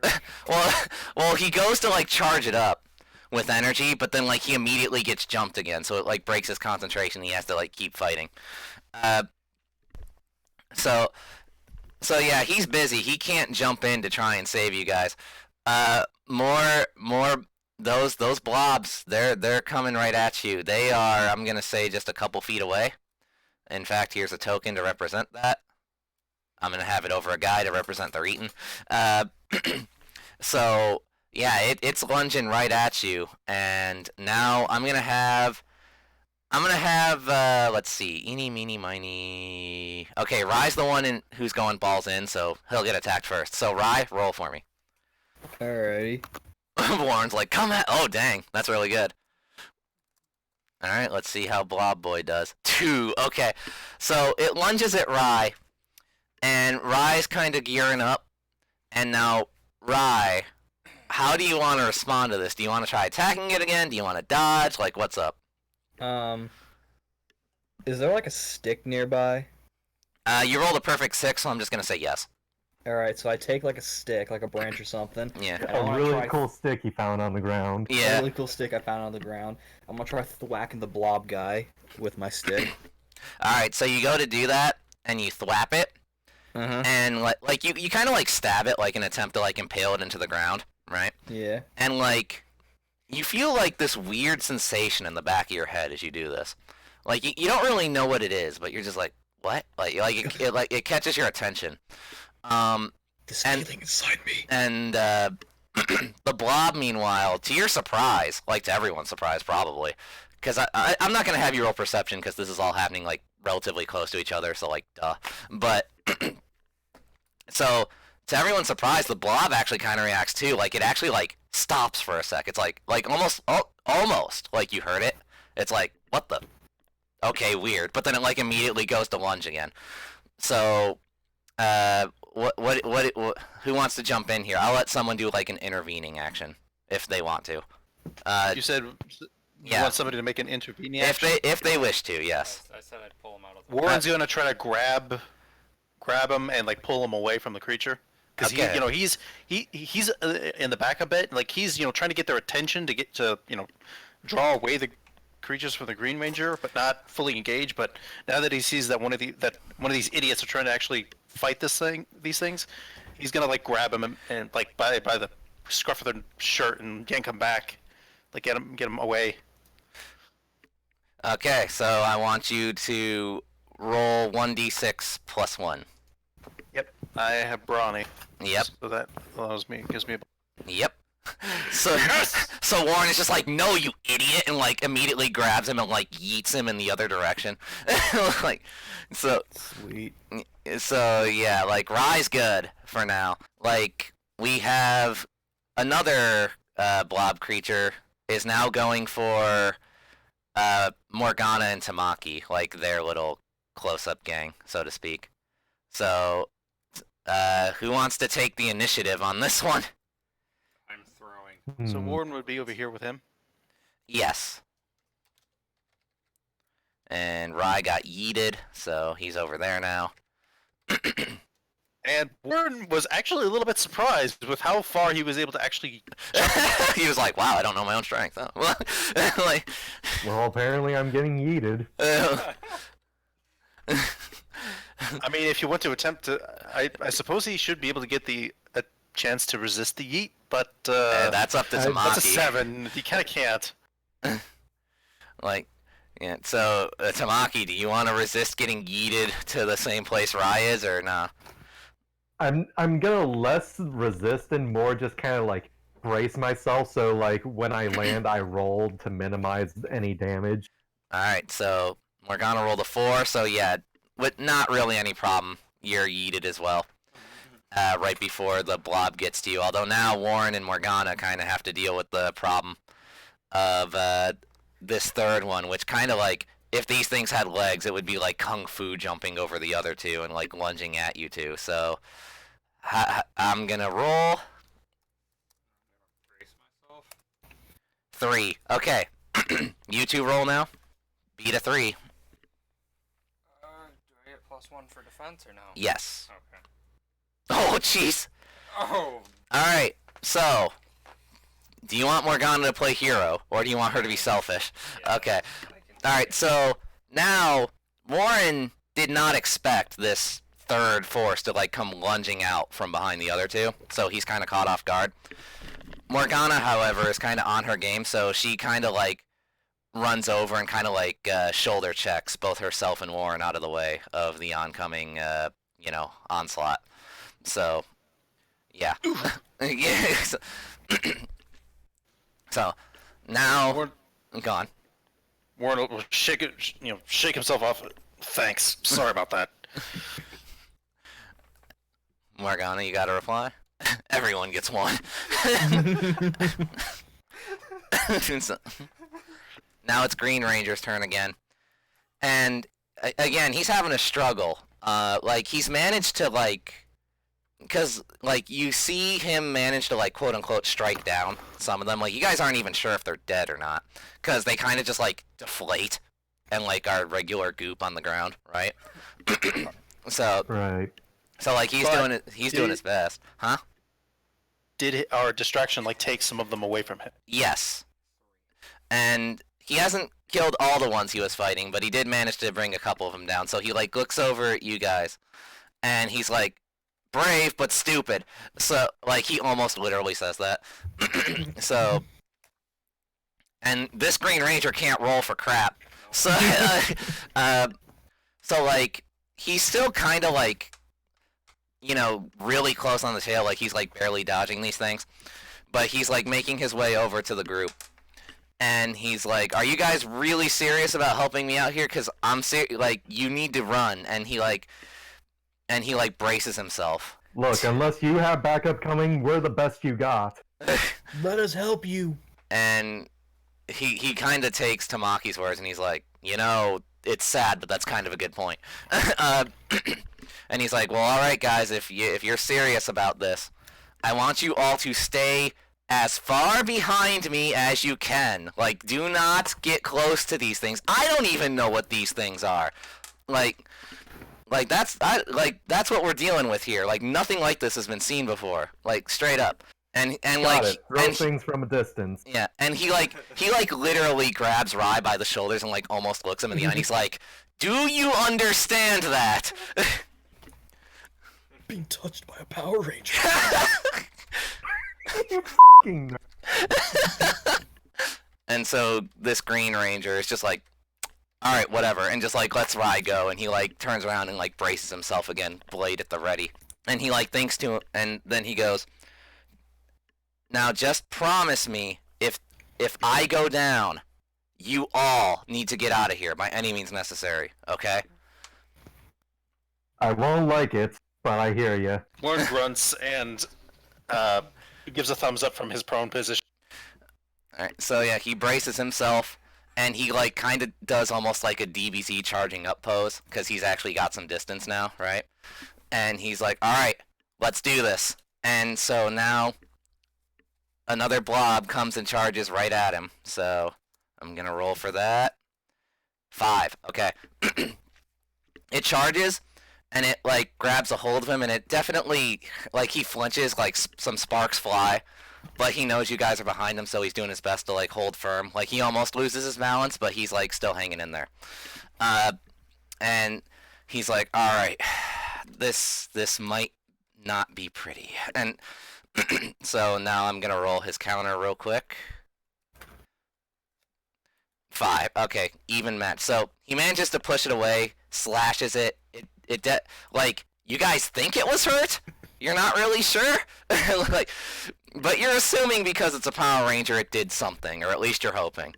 Mm-hmm. And you guys then also see more, like, the rest of that wave that's left is like, they're not like immediately behind, but they're coming. Like, so what are you guys gonna do about this situation?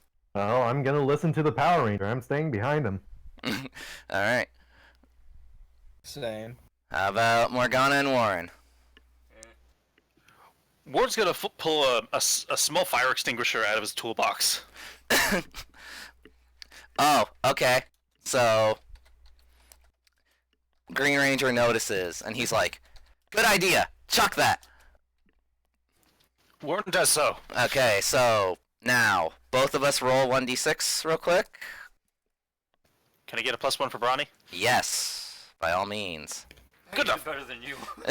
Yeah, so Warren chucks the fire extinguisher like kind of through the air, like above the Green Ranger, almost like you could tell what he was thinking. And he whips his sword so fast that the sonic boom from it like hits the fire extinguisher and like spreads the fluid like over a large area. And while it doesn't seem to hurt them, it does definitely seem to affect them. Like they flinch. They're like, "Wow, what the?" So this allows Green to like get another counterattack in, and he slices down the monster that was right in front of him, and it like just kind of sinks into a puddle. And he looks back at Warren and gives him a thumbs up. He's like, "Good job." now Morgana is thumbing around in Warren's frickin' toolbox. So what? Like, since it's his toolbox, I'll let you decide. Wise, does Morgana find anything? Hammer, wrench, a saw, A a breath portable mint. blowtorch. A portable blowtorch. I Dang. will take the blowtorch. All right, Like it has a canister that you screw on. Like this is a big toolbox. it's This the is normally engineer's not- toolbox. This is normally not a toolbox that you would think that somebody would be able to just carry around with them, but Warren can somehow do it. Hey, works for me. So. Wait, I gotta ask, is it an Elon Musk blowtorch? Well, is it? No, it's your standard welder's blowtorch, Damn. Uh, Whatever. and oddly, a bottle of whiskey. Bottle of whiskey. Don't drink, kids. so okay. Actually, Warren takes the bottle out and takes a rag out as well and starts working on something. Oh, okay. All right, that's fine. So, Morgana, you got a blowtorch in hand. You gonna do anything with that? How big of a blowtorch is it? Well, it's a welder's blowtorch, so it's like this-ish. Yeah. I try to light the puddle on fire. Okay, so you run up to the Here, take puddle. this. Yeah, you run up towards the puddle. And I'm gonna have the Green Ranger roll. Oh, that he gets a friggin' 5 on. As Morgana's running forward, he like kind of steps in front of her and he's like, "What did I just say, woman?" like he's like, "I told you to stay behind." Like, so yeah, he's cut you off. You're not going nowhere. So, I muscle him out of my way. yeah, good luck with that. Nope. Yeah, no, like, unless he rolls really bad. Like, let's see. 2-6. Yes, I have stats for this guy. Don't worry about it. Anyway, 6. So yeah, like, Morgana, like, a little eager, tries to, like, go for the way, like, kind of, and he's like, being a Power Ranger, he's just like, I admire your enthusiasm, but no. Like, he can outstrength no. her. How about no? Yeah, and he's like, plus, I don't know if you've noticed, but we're kind of in a giant field. Do you want to set us all on fire? Like, Maybe. Maybe. I'll ignore that. So, Right back. Is like way to do this. let's go back to a blob, and there's still some more waves coming. And now the blobs realize there's a group, so they're kind of now spreading out a bit. They're not funneling. And so one of them goes after, let's see, eeny, meeny, miny, Tamaki. So Oh no. yeah, it kind of uses the tall grass and like lunges out at you Pokemon style. So, oh jeez, 5. what, Tamaki, you better roll good. Like 3. Nope. All right. So, Rye, I'll let you have an intervening action here. Do you want to do anything? Yeah, because since Tamaki's tried to help me, I want to try and push her out of the way. Okay, roll it. Alright. Oh jeez. So, alright. Here's how this is gonna go down. Tamaki is completely caught off guard. And this monster, this entity, lunges out at her. And Rai sees this and like runs forward and pushes her out of the way. Mm-hmm. And he can't himself get out of the way in time. He manages to push Tamaki away. And this thing then lunges right at him. Everyone notices this. And Rai, in the back of his head, just hears a voice. Okay? He hears it speak to him saying, "It's time now. You need to do this." And it's almost like the Matrix kind of like I know I made that, but like time like dilates, it like slows down like to like a crawl like in Rai's head, right? Yeah. And like he's seeing the world move in slow motion, and like everyone reacting with shock. The Green Ranger's still fighting, but like reaching out towards him to like try and do something. And he hears the voice again. It's time now. You need to do this. And then time like returns to normal, and this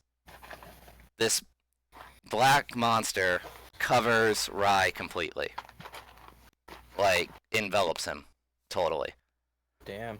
Yamero! And so, what are the Green Ranger like stops fighting immediately and is like dashing towards this beast, like ready to like jump in and do what he can. What are the reactions of our other three here? Wow, Sheena, that's messed up. I'm sorry, I kind of zoned out. Not even here. Basically, Rai's being eaten. What's Morgana's reaction? Well, rip.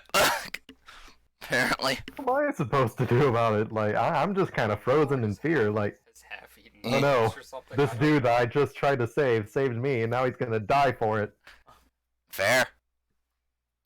Can I pull him away from the creature? I mean, it's totally covered him entirely.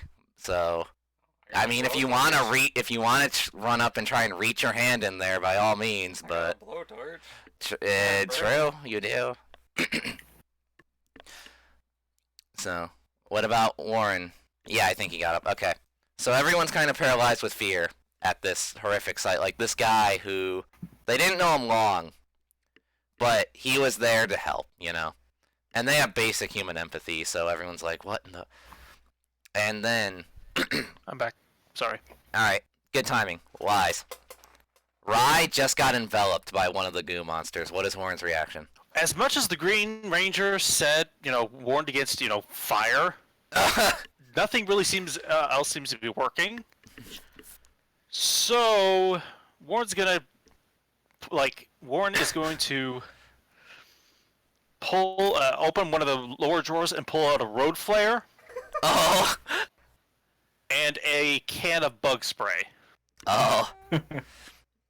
Okay, so I'm gonna turn this into a team action because Morgana notices this, and you both seem to Morgana kind still of has a blowtorch. and you both kind of seem to have the same idea. So both of you roll 1d6. One. Oh, jeez. Ooh. Fire was not the answer. Hold on. Okay. Oh, never mind. We'll talk about. Okay. Damn it. Ooh. Oh. Fire is obviously not the answer. So, you both do, go to ready yourselves and, like, take fire to this thing. Unfortunately for you, almost like it was inspired, another, goo monster kind of, like, intervenes, and you can tell the fire is, like, at least causing it not to retaliate, like, might be hurting it maybe. Right?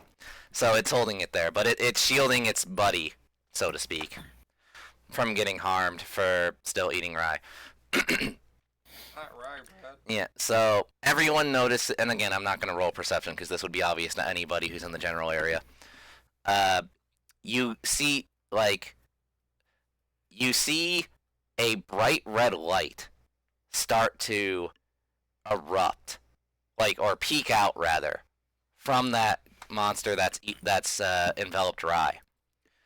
Oh no, these things can explode. Right.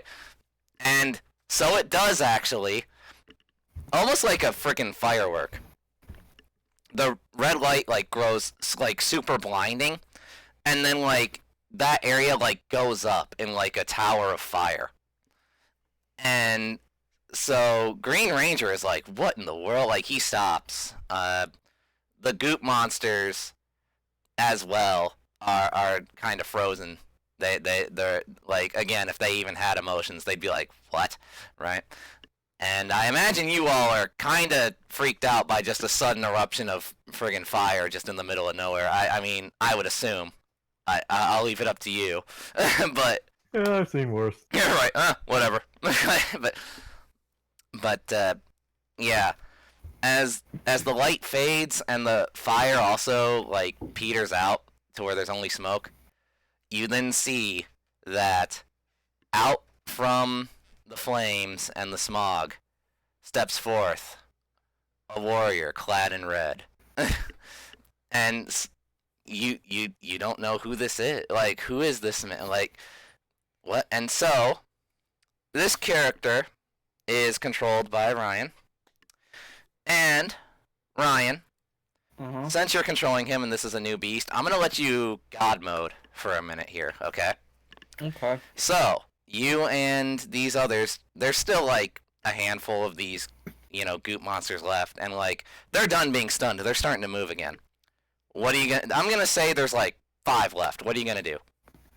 Do I have like a weapon or anything? I'm gonna say. Actually, you know what? Roll 1d6 real quick for me. Okay. I know I said I'd let you God mode, but this is for a purpose. 4. Okay. So you're not fully. You don't seem to be fully aware of yourself, but you do know that you have power now, and that you can fight. So you're not sure what those specific powers are, but you know you've got what it takes to jump in and do what you need to do. Okay? Okay. So, but as of right now, you are not holding a weapon of any kind. You just kind of have, yourself. Well, I'm just gonna go up to one of the little goopy guys and punch him.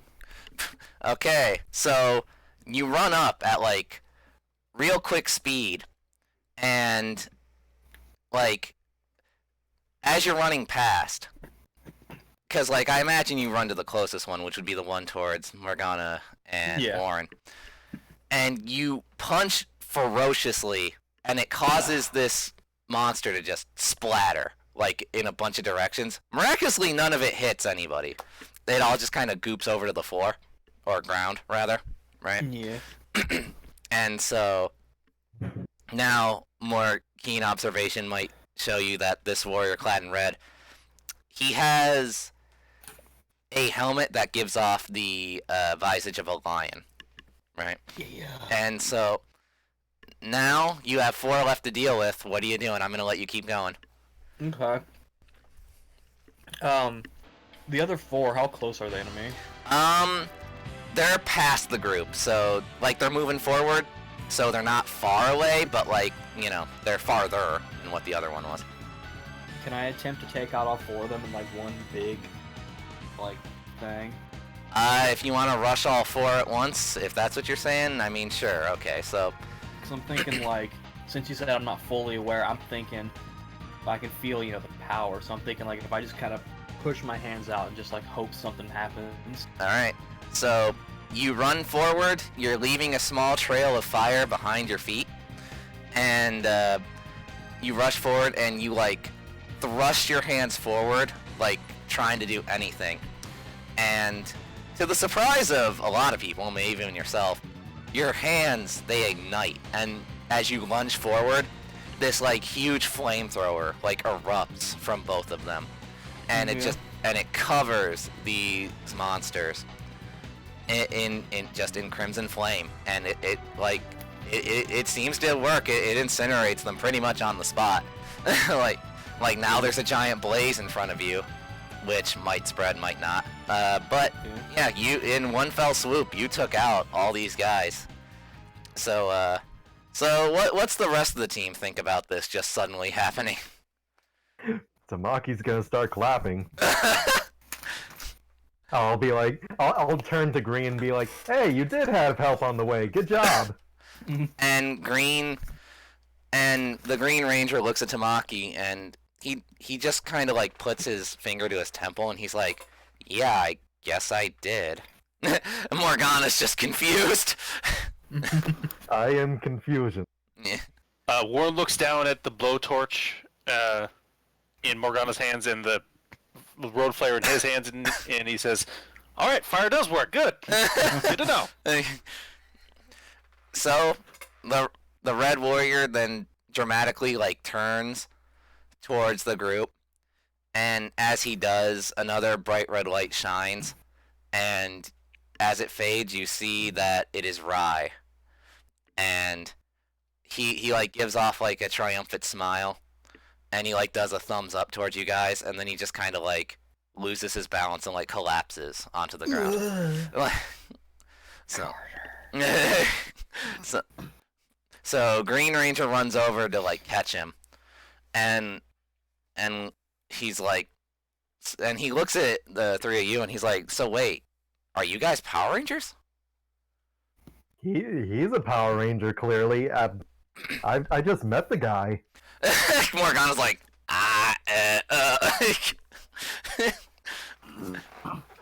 like she's not sure what to make of this whole situation.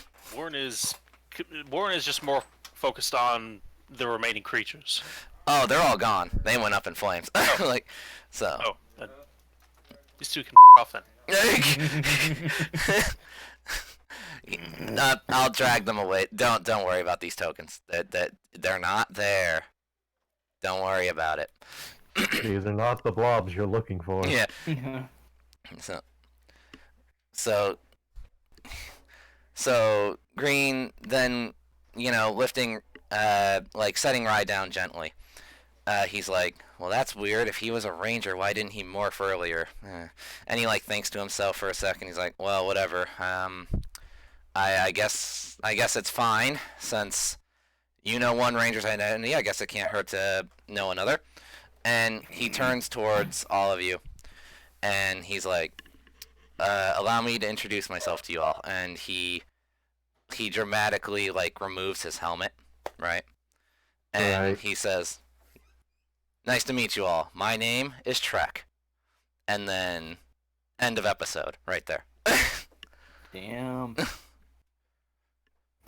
So there you go. That's the end of episode 1 of Power Rangers Cosmic Core.